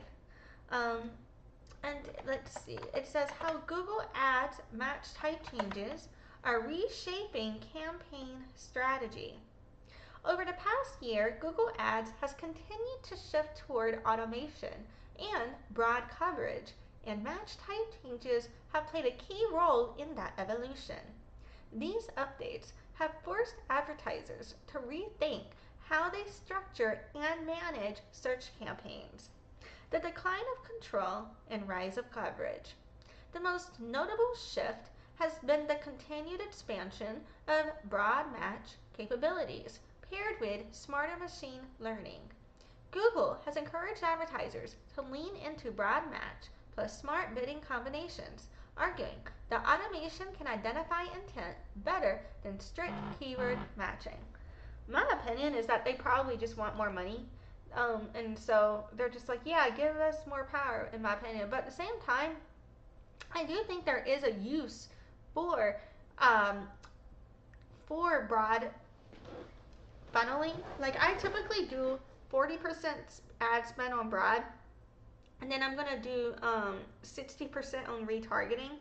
I'll do 30% on middle funnel and 30% on bottom funnel, and re-engagement. You know what I'm saying? Because top of funnel is going to be the most expensive for you to achieve. But I think broad match can get you the most awareness, it can get you the most clicks, but it won't necessarily get you the best return, the highest return on investment, if that makes sense. In terms of how I've been able to use it. But with the right wording and with the right ad, it's still very lucrative. It can just be, you can just get cheaper results from being able to better funnel your lead, in my opinion. You know what I'm saying? But at the same time, on the flip side, that is, if you have a high enough conversion rate on your broad match, that because broad is going to be cheaper for each individual click, but it's going to have a lower conversion rate. A top of funnel ad is going to be, or like a more closer to, even if it's not a top of funnel buyer journey, if it's in terms of their relationship with you, if it's more of a high intent keyword search, you know what I'm saying? That's going to be higher conversion rate, but more expensive. You know what I mean? So it's kind of like balancing those two things. So sometimes there is like a point of detrimental return where like you can get, if you can get your conversion rate high enough on a broad match, then it could be worth it, because there's that detrimental point of return where at a certain point the keyword could be more expensive for the high intent purchase than what it is going to be for you to receive a purchase on the back end. You know what I mean? For example, if it's a marketing ebook, that keyword is going to be very expensive to rank for, and if your book is only $10 or $20, that you're going to be paying just about as much per click as you're going to be per sale. You know what I mean? So in that case, you definitely do want to lean into a broad match. But if other cases, like if you're an attorney, you're going to be paying way more to rank and compete in broad than you could be for exact. When it comes, you know, and I use this example a lot, but I was doing foreclosure litigation. And I was doing this when there was a moratorium on foreclosures, meaning the government couldn't even fucking take your house then. But the way I was pressuring people was I was basically being like, look, there's a moratorium now. I don't even think I'm saying that word right, but whatever. Um, but it's gonna fucking end. So eventually they're still gonna come for your house. So you might as well hurry up and deal with the problem. So that way it's addressed and they can't just fucking take your house. And that would be the pain points I'd be hitting in my copy. But the way I would get them there would be ranking for the exact match of writ of seizure and sale, an exact and phrase match of that, at the time, and fucking writ of seizure and sale, and that was the very last letter you get before they're taking your fucking house, bitch. Like, so when a lot of people they don't know what the fuck that means, but if you are searching for a writ of seizure and sale, there is no argument about if you need a lawyer. It's about when the fuck are you getting one, or are you gonna let your house go? You know what I mean? So there are times when it does matter. I don't know. You just gotta be strategic. You gotta be strategic. You gotta know what the fuck you're doing. I forgot where we were, but I think I was bitching about broad match. But anyway, it says here, at the same time, phrase match has absorbed more semantic flexibility, effectively replacing the functionality once covered by modified broad match, which was sunset in 2021. And now they talk about keyword-less campaigns as well with the performance match. Because, and basically they're like, we're just showing ads whoever the fuck we want at this point. Just kidding. I'm just kidding. But, there's an algorithm based on user behavior and blah, blah, blah, Anyway, so we're gonna, and this one's kind of reiterating, they're saying embrace the broad match. They're kind of reiterating what the other dude said, but I'm gonna keep going. Fucking, and now we've got the Fine Digital Academy, and this one, it says broad versus exact versus phrase match in Google Ads, a deep dive with Darren Taylor. And this is from April 2nd, 2025. And it says, in a recent conversation between two experienced digital marketers, the discussion centered around how match types are evolving and what that means for advertisers in 2025. Broad match, phrase match, and exact match are the three keyword match types in Google Ads. Broad match gives Google the most control and reach, while exact match gives advertisers the most control. Phrase match is now looser than before and often behaves more like broad match. Choosing the right match type depends on your business goals and available conversion data.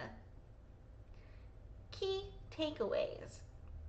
Broad match is ideal for business to consumer and high volume campaigns with strong conversion data.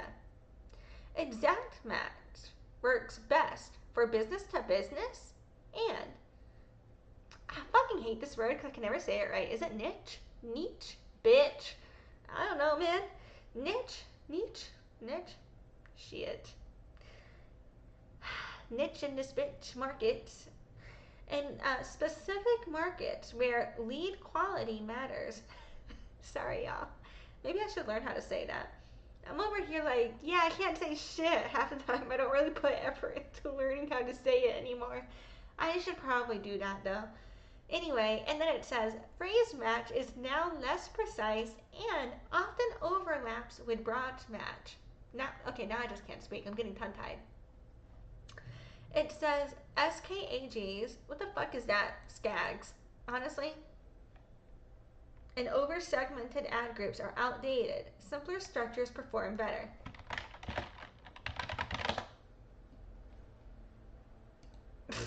Damn. Well, okay. The search result for this is hilarious. I'm going to go through all of it. For slang, it could mean heroine, apparently. It's also a derogatory term for a woman. And the creature in Borderland, it's an aggressive dog-like alien creature in the game Borderland. It's a video game. Okay, and for marketing, it means single keyword ad group. Okay, now I see what they're saying. All right, I knew about ad groups.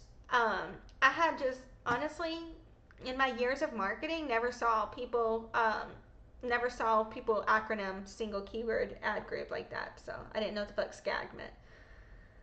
But it's a strategy for organizing paid search campaigns. They used to, so previously, like, they would organize, there would be, I understand the strategy that they're referring to though. I just didn't know that's what it was called, but I do know what they're talking about. So when they're talking about single keyword ad groups, they used to basically, like, before this differentiation and the matching came, in order to rank for every single type of way you could show up for a keyword, people would do ad groups for their campaigns, and each ad group would just be a keyword and then the variations of it for the phrase exact, broad, and broad match modifier. And the name for that system, so I knew people were doing that, I just didn't know, but the name of that is called SCAG, or a single keyword ad group. So yeah. And then Google's automation favors broad targeting and intent matching. Match types should be used based on data, not legacy preferences. So I'm going to read the breakdown, but I'm not going to read this entire article because we'll be here all fucking day. I'm not trying to be here for 3 hours. I'm hoping I can get out of here. Don't think I'll get out of here at 2 hours, but hopefully closer to 2 hours than 3. Anyway, so it says here's their breakdown. Phrase match has become looser over time, often behaving more like broad match did a few years ago. Exact match is no longer truly exact, but still offers tighter control and tends to deliver higher quality traffic, particularly in business to business or niche shit use cases. Fuck. God damn it. Here we go. Niche. Oh, okay. Damn. Fuck, man. No one fucking told me this shit. I've been saying it's wrong the whole time. Y'all didn't say shit. Particularly, you know what's funny is deaf people love to correct me on my sign language, but nobody wants to fucking correct me. None of you bitches, and when you hear, none of y'all ever like tell me when I'm saying words wrong. People make fun of me for the way I talk though, but they don't like tell me how to say things right. I don't know if I'm making sense. Anyway, broad match, it also says, has evolved dramatically thanks to Google's increasing ability to understand user intent using machine learning. So and then this guy named Darren said Google's intent matching is so good now that sometimes the strangest search terms still convert.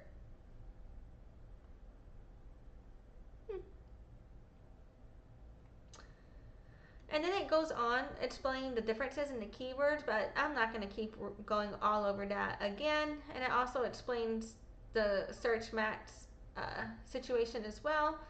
But yeah, so basically what I will say though, it says, are match types still important in Google Ads? It says yes, match types still matter, but they work differently now. Broad match uses machine learning to match based on intent, not just keywords. Phrase match is more flexible than before, and exact match still offers the most control. Now let's look at the Reddit thread. I said I was scamming these articles, but I might read a bit more of this thread. So, oh damn, 96 comments? Okay, I don't think I'm reading all of that. Fuck that. But in this Reddit thread, it says, my agency just told me we shouldn't use phrase match anymore. Am I crazy, or is this terrible advice? I agree. I understand that it isn't universally great, but to advise us not to use phrase, and I presume go all in on broad, just seems like they're regurgitating whatever Google is telling them to do. Nah, yeah, like, cause what the fuck? Without any regard for what actually happens in accounts, such as the ones I manage. However, I'd be curious if I'm alone in thinking that is pretty terrible advice, or if I'm totally wrong. I mean, I think it also depends on what you're running the ad for, and everything like that too, because that can matter. But if we're going to be generalizing then yeah, let's generalize. I don't think we should just be going all into broad for every fucking ad we do. Phrase and exact match still matter for now, in my opinion. That's just me though. Because I know things are changing over time, but the way things change are always based on how it was built, in my opinion. You know what I mean? And so, how it was built still matters. It's still the foundation. My voice is getting tired here. But the first comment here says, hot take, it doesn't really matter. Regardless of what you select, everything is broad match. And the reply to that said, to a certain point, but there is a significant difference between broad, exact, and phrase, especially when you first start out. If you have been running ads for a while, then it's less noticeable if you are using automated bidding. But I just wanted to clarify, as there's a huge difference between what broad will pull in and what exact will pull in. I agree with that. This person said, I'm aware, but my exact match close variants cast a wider net than my broad match keywords did 15 years ago. 5 years. And then someone else said 5 years ago. Well, the articles we just read explained that though. Like, because yes, that's true, but that doesn't negate the utility of it today. You know what I mean? Like, I don't know. Depending on what you are running an ad for and how you have it set up as well though.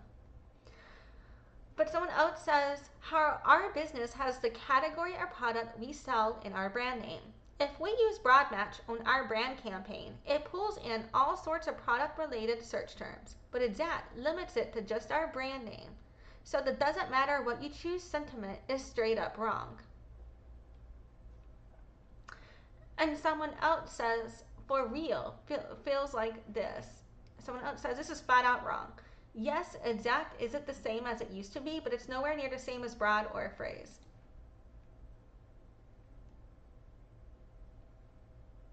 Someone else said, ditching phrase match entirely is Google's dream scenario, but absolutely not what's working in the real world right now. Phrase match provides that crucial middle ground between exact's precision and broad's chaos, essential for maintaining control, while Google's AI gets increasingly aggressive with broad match expansion. Most successful client accounts I see are actually using a tiered approach with all three match types serving different strategic purposes.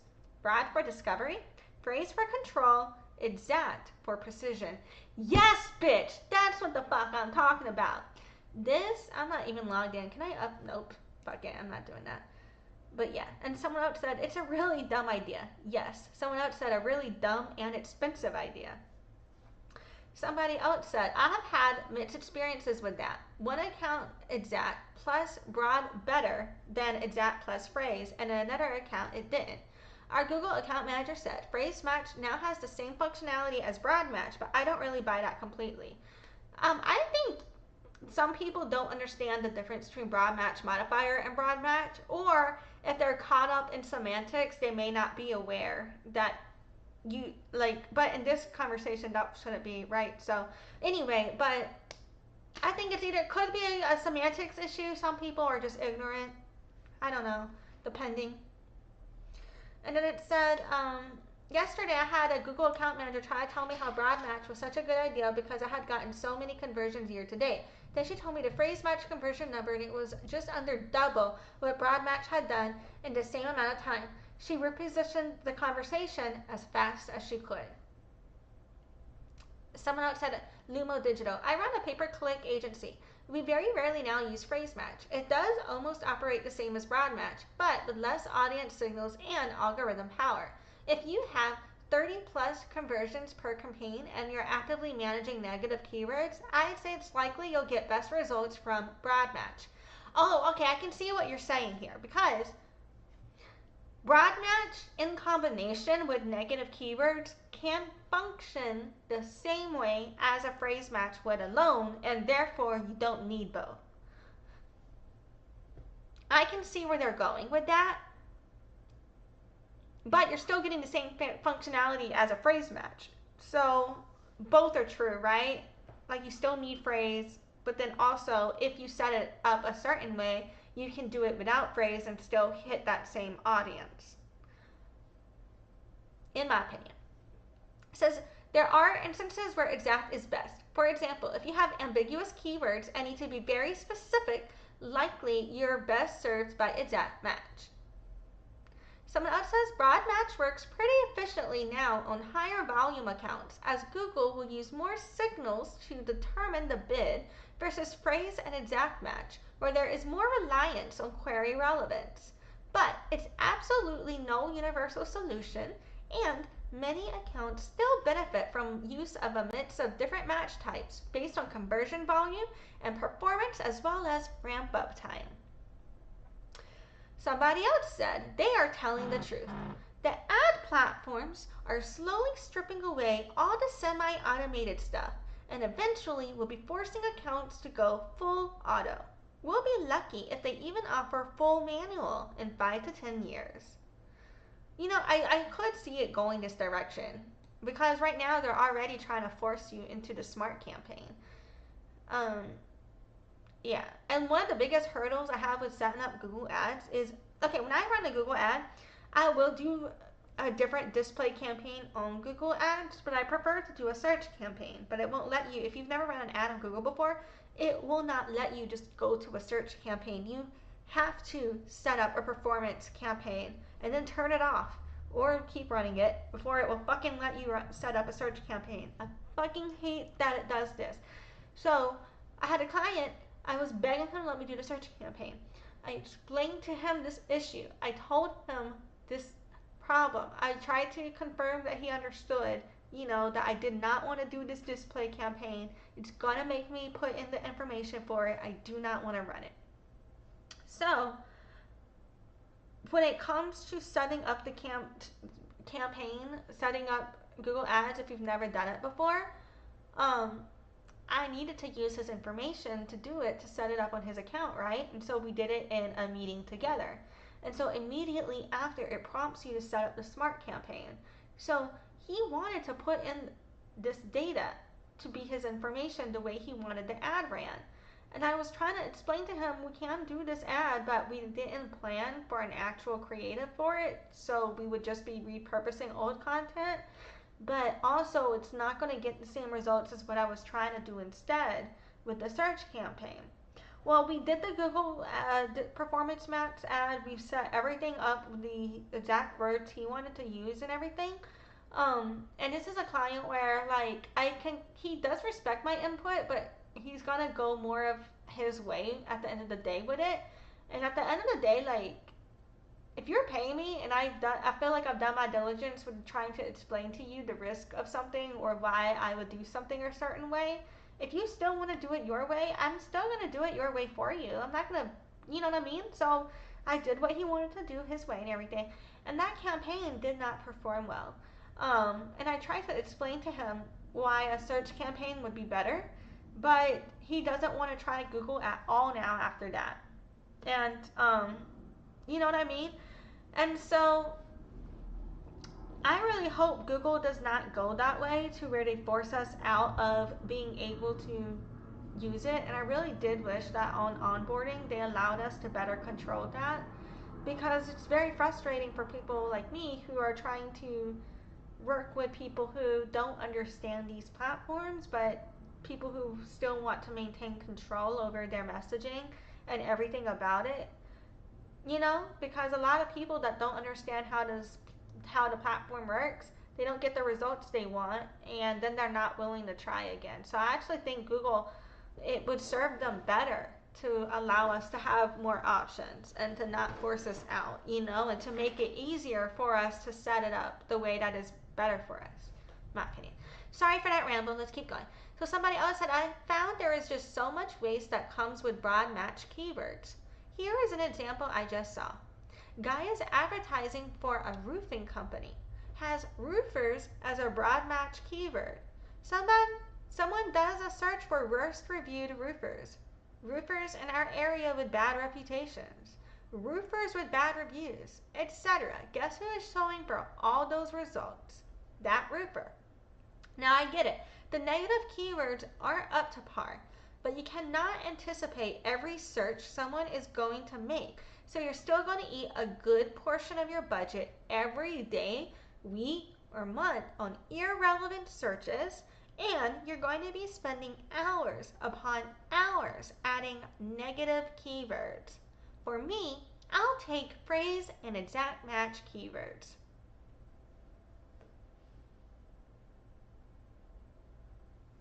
And somebody else said that reverse as a phrase match would match with all of those keywords too. But typically when you do a phrase match, it would be for a phrase. Having a one-word phrase match in reality would just make it a broad match keyword. That's true. Somebody else said a lot of those would typically show up for even longer phrases. Only if that phrase matched the intent of it. You know what I'm saying? But anyway, I'm not going to keep reading that. But alright.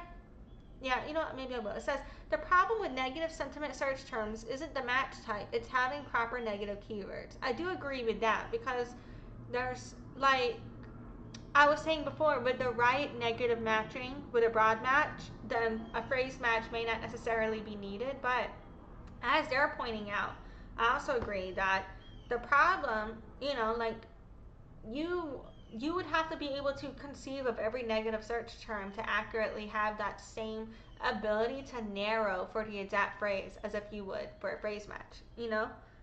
But yeah. But it says roofers near me phrase keyword will match with bad records or worst roofer review search terms if the geolocation of the searcher is near the business. But you know what? If you have good reviews, then you know what I mean? Being found for that may not be a bad thing, in my opinion. I wonder what happened. You know, I'm not even going to do it. But yeah.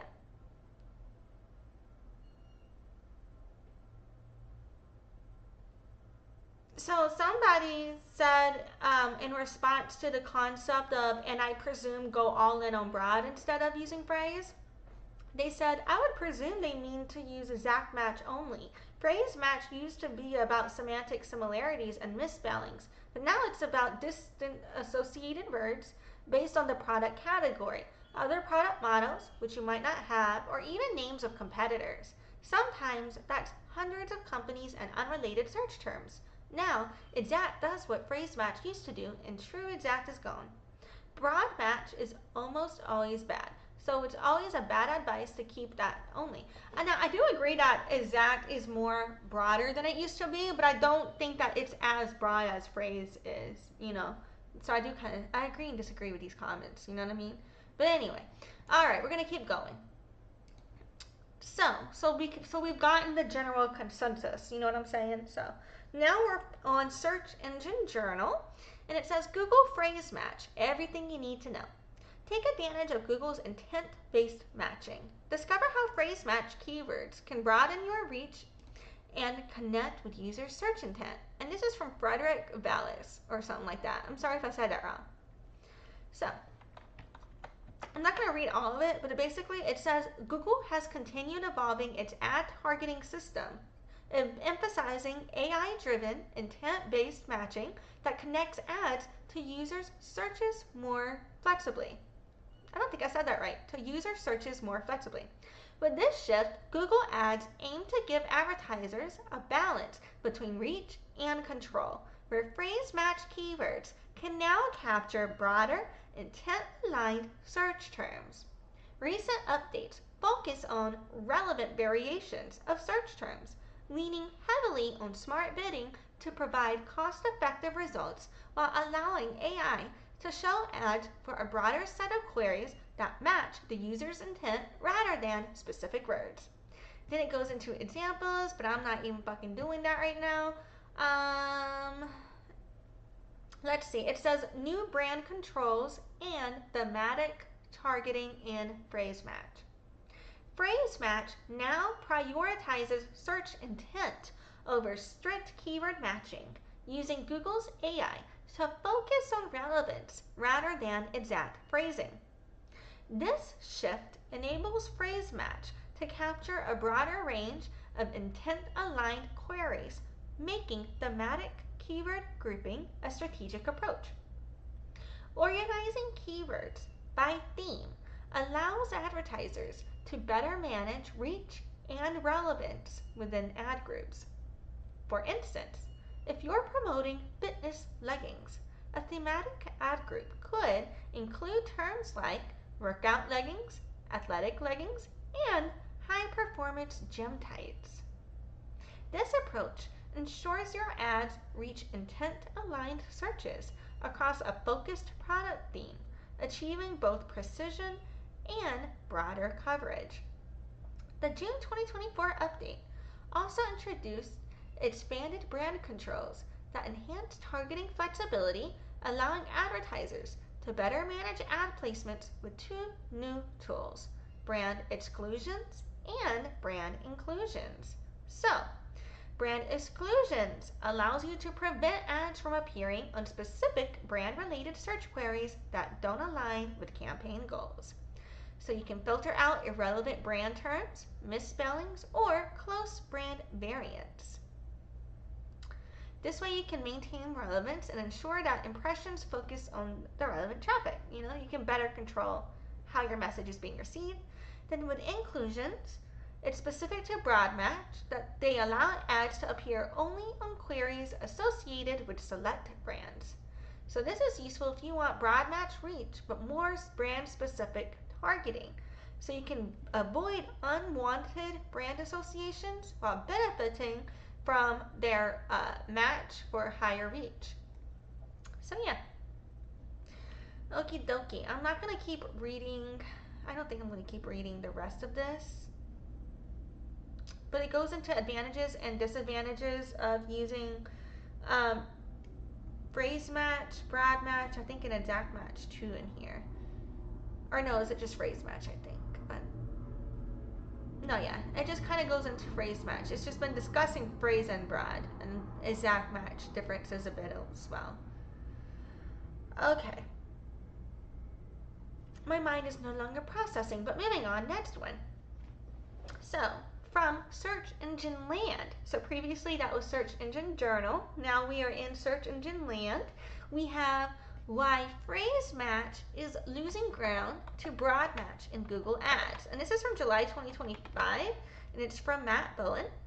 And it says, broad match is becoming the dominant match type in Google Ads. Cost per clicks, return on ad spend, and AI-driven bidding make phrase match harder to justify. Advertisers have long debated the merits of broad match versus phrase match in Google Ads. But while arguments around query control and relevancy remain valid, a less discussed but more decisive factor has quietly shifted the landscape: cost. Recent data shows phrase match is becoming significantly more expensive, often without delivering better results. Google's long game, the broad match push.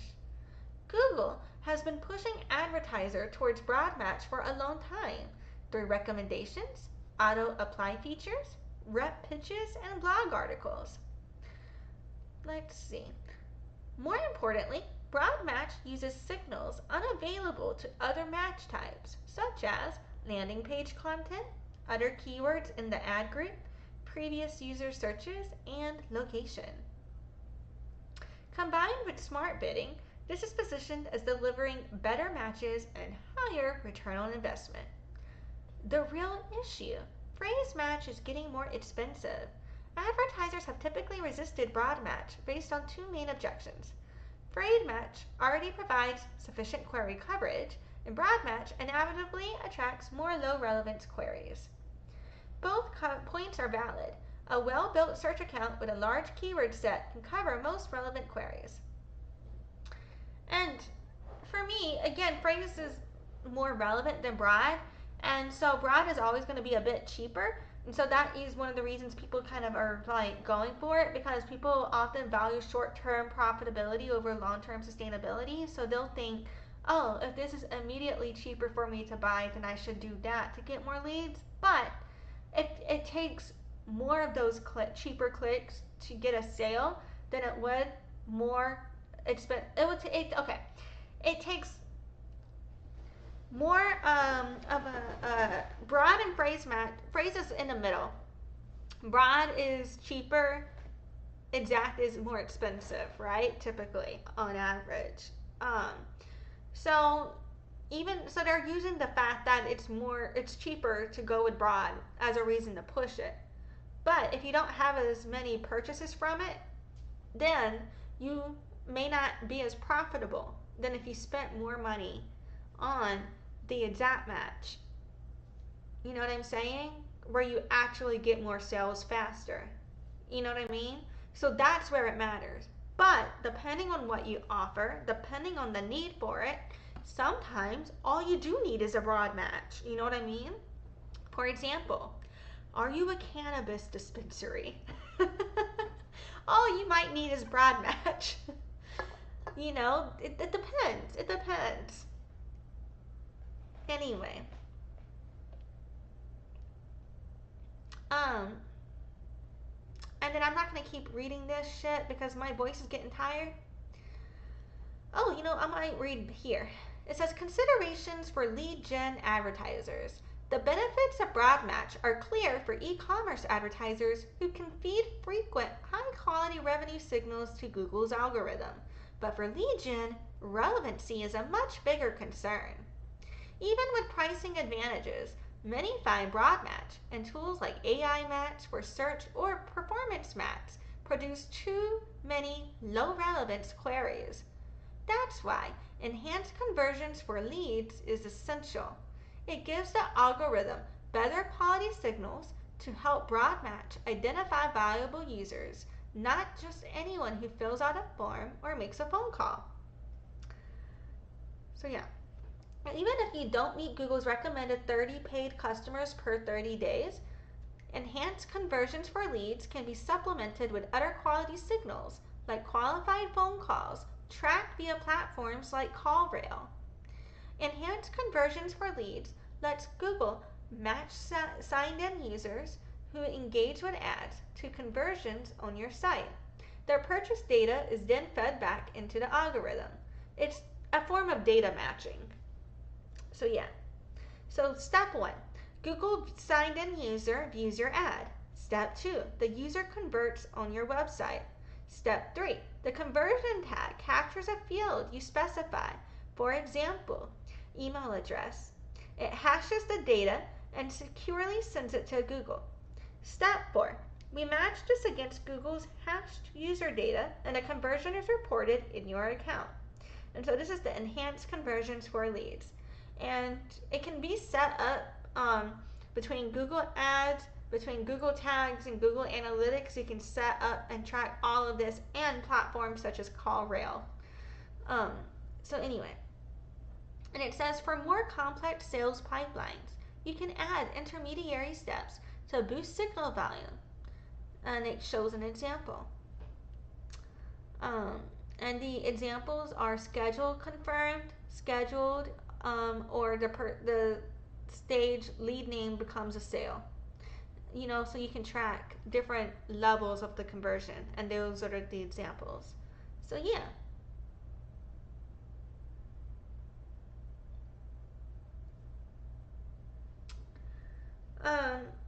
And this is kind of like that extension of the Hotel California, you know what I'm saying? Where we continue retargeting them. Where is it happening? On the marketing advertising platform side, right here. This is an example. You can think of mapping that out with those touch points. You know what I mean? In terms of how you're going to build out your ad account. And you can use it for any platform.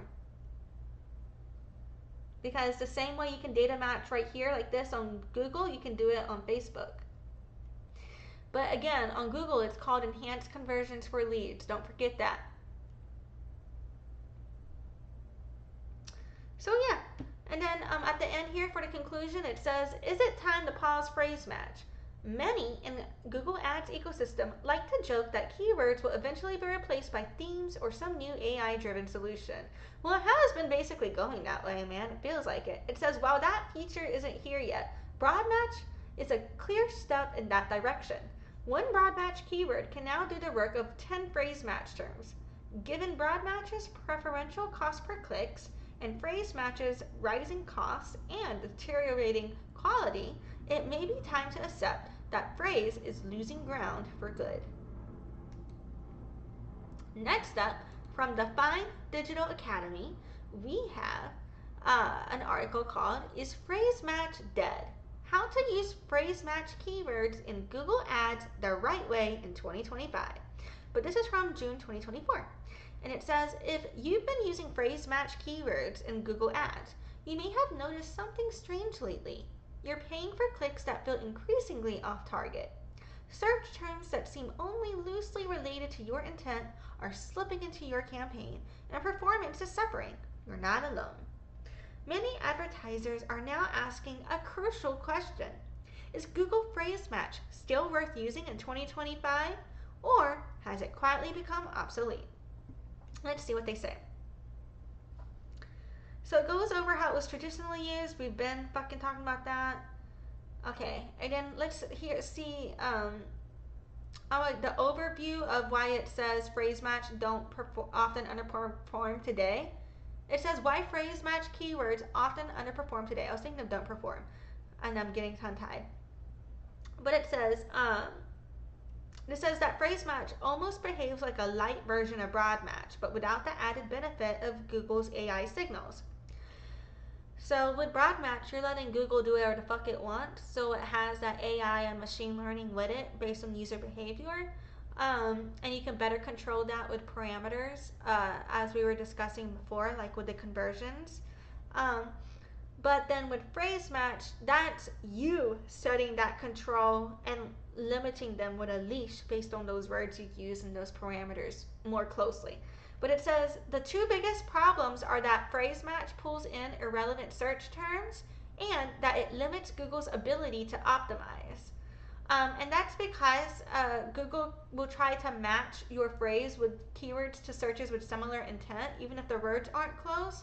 So sometimes you don't necessarily get the right thing that you meant to show up for. And then it says it limits Google's ability to optimize because you are basically telling Google that you don't want them to show it just to whoever they feel like showing it to. They don't really give you full control, and they don't give you full flexibility with that either, because with exact match, Google knows exactly what you want. With broad match, they can do whatever the fuck they want basically, but with phrase, they're in the middle. And so it doesn't give you that tight control, but it doesn't fully let you let the algorithms share it either and spread it either. So yeah. It says when and if you should still use phrase match. Given all its drawbacks, you might wonder, should you abandon it altogether? Not necessarily. It may not be the go-to choice for many campaigns, but there are still limited use cases where it can make sense if used carefully. For example, when you're targeting niche or mid-funnel queries, but only if you actively manage those search terms and apply negatives regularly, because you have to be monitoring what you're showing up for that you don't want to show up for. And then also when it's being used as a discovery tool, because it can help with keyword discovery and determining what keywords you're actually ranking for, and you can incorporate that into your content also. But if you set it and forget it, you'll waste budget. So you can never set it and forget it when you're doing paid ads. But yeah. So this suggests that the winning formula is to combine broad match and exact match for performance. So basically, you can use smart bidding strategies like maximize conversions or target cost per acquisition. So this is why it works and how to set it up. Step 1, you can use long tail broad match keywords. And so long tail high intent keywords basically helps you show up for concepts that people are looking for when they're more likely to be buying from you. For building a high intent exact match list, that's when you're basically able to match your keywords to ideas that have strong historical conversion rates, high purchase intent, and very clear meaning that are money makers. And I'm going to try to remember to link in the description of this video other videos I've done related to SEO and keywords and shit.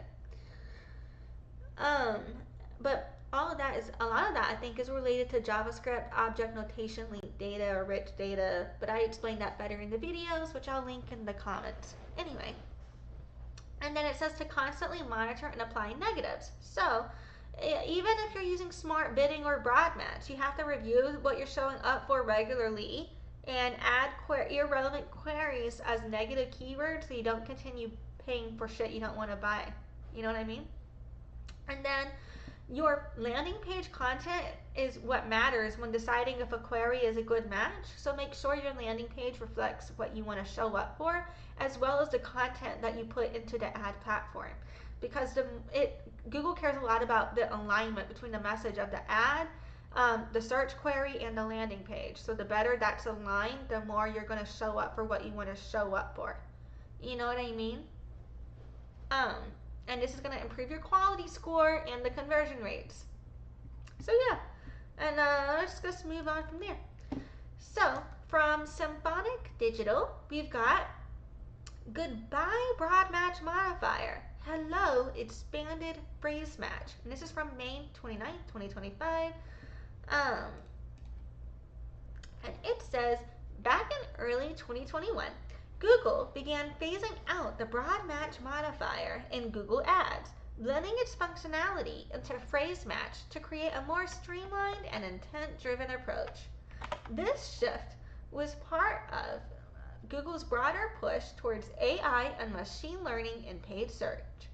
As of 2025, advertisers can no longer create new broad match modifier keywords, and existing broad match modifiers are now treated as expanded phrase match. This updated match type combines the control of phrase match with the reach of broad match modifier, allowing ads to show for queries that closely align with the meaning of the keyword, not just the exact phrasing. How phrase match changed after broad match modifiers phase out. Phrase match has been a core keyword match type in Google Ads for years, but it changed significantly when broad match modifier was sunset. Today, it absorbs much of the traffic that previously would have matched there, offering a balance between control and broader reach. It still aims to preserve word order, but only when that order affects meaning. If the reordering doesn't change users' intent, Google may still show your ad. So Google's intent is to use machine learning to understand context better than before, so advertisers can reach users more effectively, even when exact phrasing varies slightly. This update means your phrase match keywords can now match a wider range of relevant queries without losing the focus on intent. And there's also language rollout in relation to negative keywords, and they got phrase match behavior that you can do with each language. And negative keywords also, they're not affected. So yeah. It goes into the difference, but I'm not going over all of that again. All of this shit is going to be linked in the description of this video, or you can Google it. It goes into why it changed, but I mean, I think it changed. We kind of already covered that explanation. It's basically irrelevant because you can do the same thing anyway. And with the way that search engine is operating, with how they're using their coding these days, it makes more sense to go in this direction. Because previously, the reason for needing the difference with the broad match modifier was based on how we were ranking, and the way that we were ranked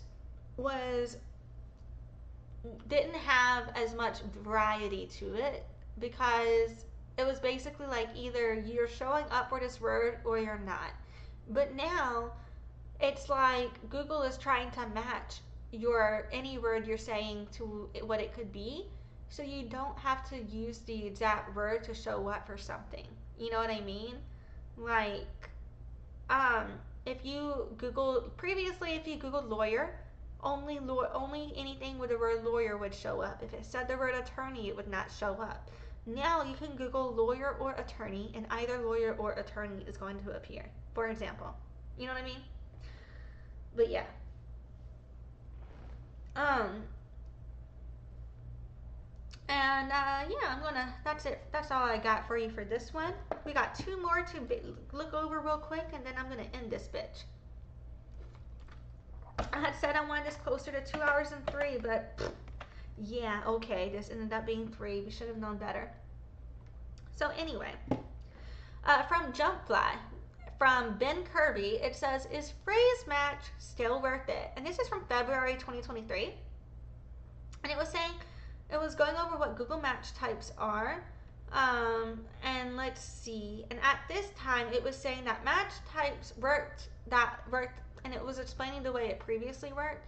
So I'm not going to review that because we just spent so much time talking about the old way it worked, the changes, and how it works now. I'm not going back again.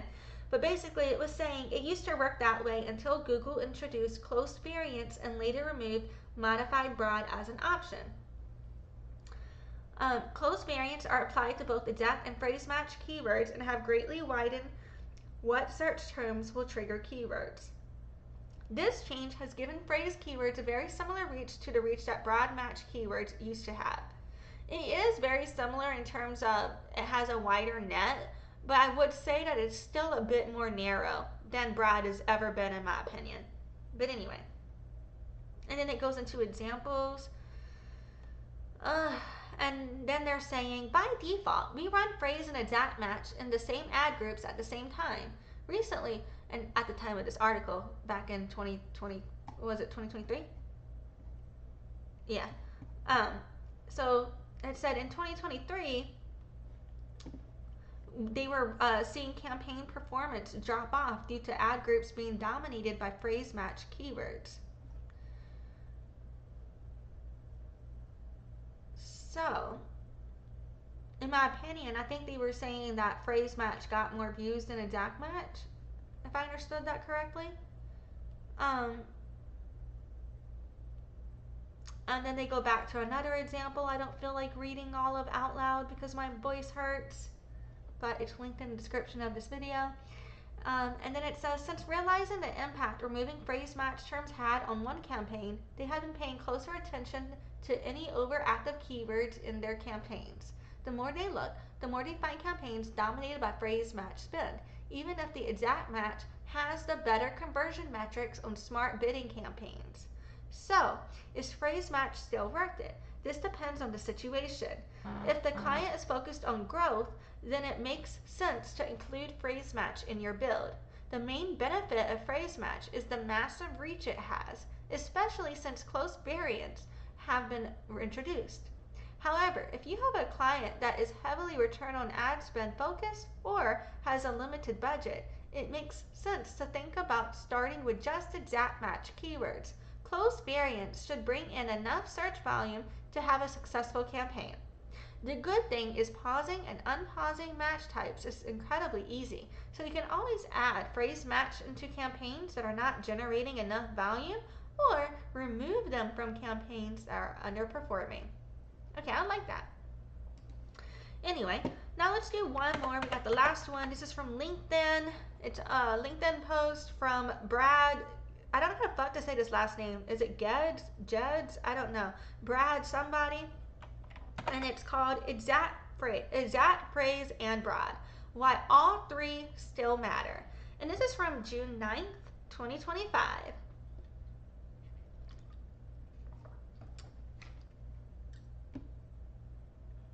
It says, welcome to the first, I think I am going to read the whole thing of this, or I'm going to try to. It says, welcome to the first edition of this newsletter, where we dig into a question people ask all the time. Should you go all in on broad match? Google is certainly pushing broad match hard, especially with the launch of ads and AI overviews, AI match for search, and campaign level broad match keyword settings. let's break down when and why you should use multiple match types rather than relying on a single one. Organization. The first question about using the same keywords in multiple match types is always, how should they be organized? Should you keep them in the same or different ad groups? There's no right or wrong answer. There are only different options. However, the most common approach is to include all match types in the same ad group. They can be placed together if you plan to use the same ad with all your keywords. The main exception is budget control for broad match, where you prioritize spend on exact and phrase match, and then use your leftover budget for broad match terms. In this instance, you'd have one campaign for exact and phrase, and then another campaign just for broad match. While splitting match types by campaign can be useful, the biggest downside is what your conversion data will also be split.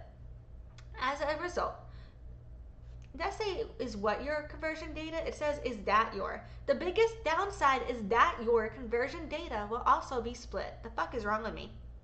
As a result, your automated bidding might not work as well. This is why a high density of conversion data in a single campaign is very useful. Match types. When choosing which match types to use, there are a few factors to consider. Bid method, budget, advertiser expectations, and reach. Let's examine each factor. Bid method. Exact and phrase match can be used with any bid method. Broad match works well with max conversion options if you have a small budget. However, if you have a large budget, then broad match and a max bid method generally spends too much budget compared to its results. All match types are effective with target bid methods. However, exact match still outperforms the other match types. This video breaks, and it links a video, whatever, I'm not going there. They have a video there that breaks down broad match performance varies by bid method, whatever. And then for budget, it says if you have a small budget and want to ensure good results, it's usually best to start with exact and phrase match. If you can't spend all your budget on your top keywords, that's the time to begin layering in broad match. With larger budgets, look at advertiser expectations to decide on your match types. Advertiser expectations. If the advertiser is risk adverse and wants to see proven returns before spending more, don't start with broad match. If the advertiser wants a fast start and is okay with overspending initially, then you can start with all match types and a target bid method. And this right here, in the live I did on comparing running an ad to recording music, I kind of explained that as well there with different strategies in running ads. Sometimes you can start off with a lot of signal flow and then reduce it, or sometimes you want to start off with lower signal flow and then gently raise it. It's very similar, you know. But yeah. And then with reach, it says the most common reason to use a broad match with a small budget is that you are targeting a small region and there isn't enough search volume to keep your keywords active. In this instance, broad match is useful. If the advertiser wants the highest reach possible, broad match is the way to go. Before you use broad match, it's always safe to use exact match keywords, assuming they're relevant to the business, and generally safe to use phrase match. Before using broad match, we recommend these 6 steps, okay, and then it links you to something else, to ensure your account can make the most of it. Blah, blah, blah. And then it says the case for match type diversity. We've evaluated when to use multiple match types. The next step is understanding why you should still use phrase and exact match, even if you already use broad match. Similarly, if you're using phrase match, we'll look at why exact match still has a role to play. Keyword impression share. Impression share is the percentage of times your keyword received an impression compared to when it was eligible to receive an impression. Phrase and broad match are eligible for many more auctions than exact match. Having all match types in our ad groups allows us to see impression share by keyword and match type. Let's say our top keywords have very low impression shares and we're spending all of our budget. This means we need to pause our worst performing keywords so the top ones receive more impressions. Campaign control. When a keyword from a search campaign shows an ad, it has a higher conversion rate, 84% of the time, than a performance match displayed an ad in that ad slot. This stat doesn't include products or display results. This is because search ads are written for specific keywords and performance match ads are written to cover a wide variety of search terms. If you have an exact match keyword in a search campaign, then search will serve the ad instead of performance match. If you only have broad match keywords, then performance match often shows ads instead of your search campaigns. By using exact match keywords and evaluating your performance match and search campaigns, you can ensure better results for your account. Results. Across all accounts, exact match has the highest click-through rate, conversion rates, return on ad spend, and the lowest cost per acquisition. I wonder if they mean cost per acquisition or cost per action here, but whatever, close enough. The next best match type is phrase match, and then broad match usually has the worst metrics. These are global averages. If you have a lot of data and use a target bid method, then broad match is often very similar to phrase match.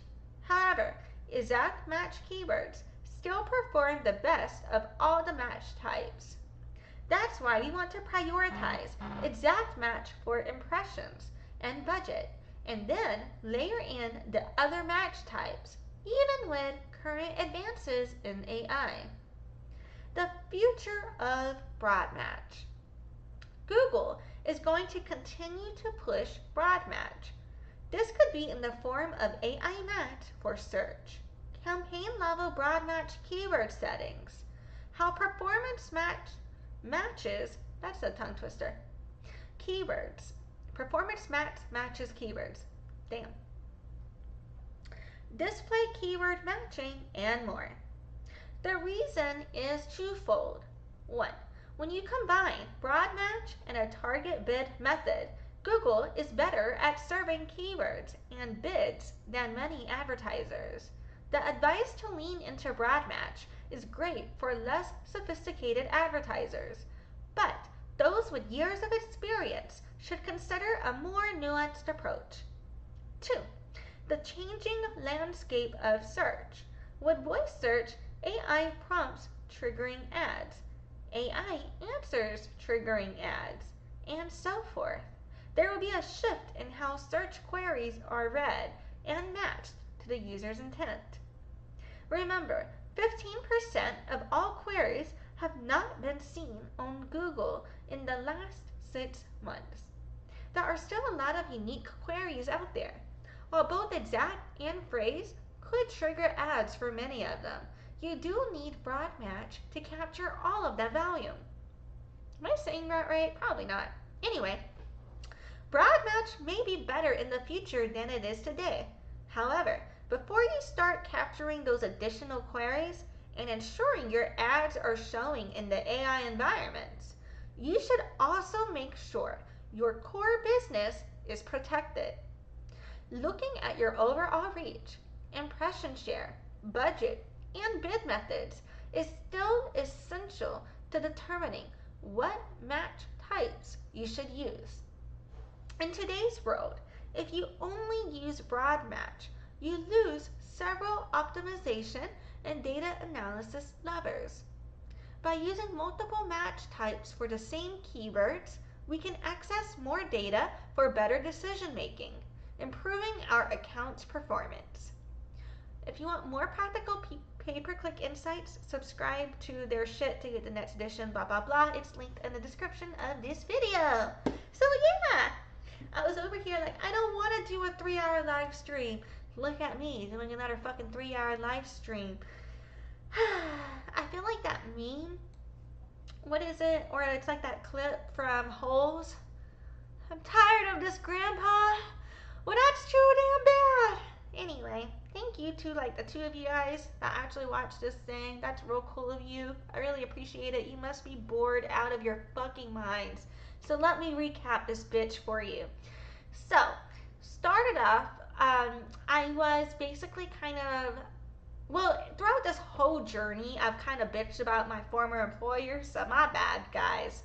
If you watching this, I'm sorry, not sorry for bitching about you. I hope you understand the ways in which I felt gaslit by you guys and why you pissed me off and triggered me so much. So I'm kind of just trying to process and express it now in as healthy of a way as I can with the tools I have available to me.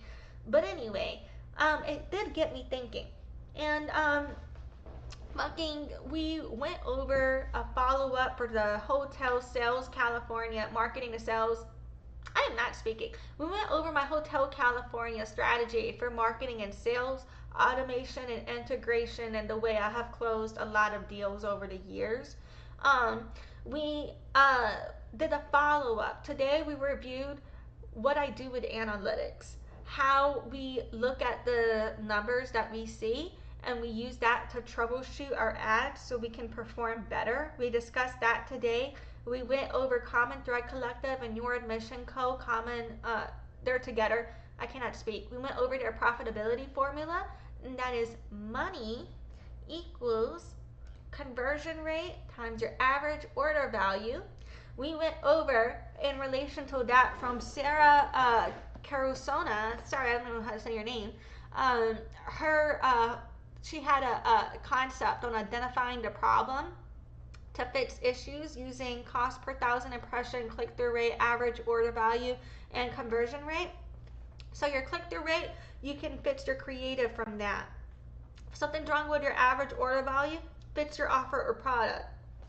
With your conversion rate, work with your landing page and your conversion rate optimization. For your cost per 1,000 impressions, this is where you adjust your account structure, your creative, and the audiences that you're targeting. You know what I'm saying? And we also went over the Depeche Mandalia funnel. That is linked, his information is also linked in the description of this video. But basically, we talked about using exclusions in your advertising to funnel people through your marketing and sales funnel on the ad side with the digital advertising, from cold to warm to hot to existing. We went over that, and I also went over this into further detail in my other live streams about that. I'll try to remember to link this shit in the description of the video later. So we went over all of that. We also went over the energy it takes to convince people to buy from you, whether you're writing a script, whether you are giving the script in one way or another, and how to manage that workload day to day. We have gone over Google extensively in terms of Google Ads related to exact, broad, and phrase matching on the Google Ads platform, and is that still relevant today? And how to use that in your Hotel California strategy. We went over all of that, and you can also apply to the extent of funneling people. You can think of applying this to Facebook as well in some ways, right? Or any other platform. You know what I mean? We went over all of that. I think that's everything that we covered. Trying to think off the top of my head. You know, I think I also covered, if I'm not mistaken, I tried to also touch on throughout this live stream the difference between spending money with lower budgets. Like, how are you going to run your ads and think of your budget and your strategy when you're trying to conserve your ad funds, when you don't have as big of a budget versus when you have a higher budget? Those are going to be very different ways that you can use that budget and scale. We've discussed that as well, and how the Hotel California is useful for small businesses to get to profitability, and how it's the method of which big businesses scale. You know what I'm saying? The captioner put Hotel California instead of Hotel California before, which is entertaining. I put HELL. I don't know. But anyway, captioner is not getting shit right. Whatever, life is hard. Fucking, and I can't remember how, I definitely bitched in the description of this video about how the former CMO I worked for was basically paying for 2 different landing page services, and that really pissed me off. And I didn't understand why they hired somebody else to be their SEO vendor when they had an entire fucking staff of marketing department. Like, shouldn't we be doing the SEO as we go?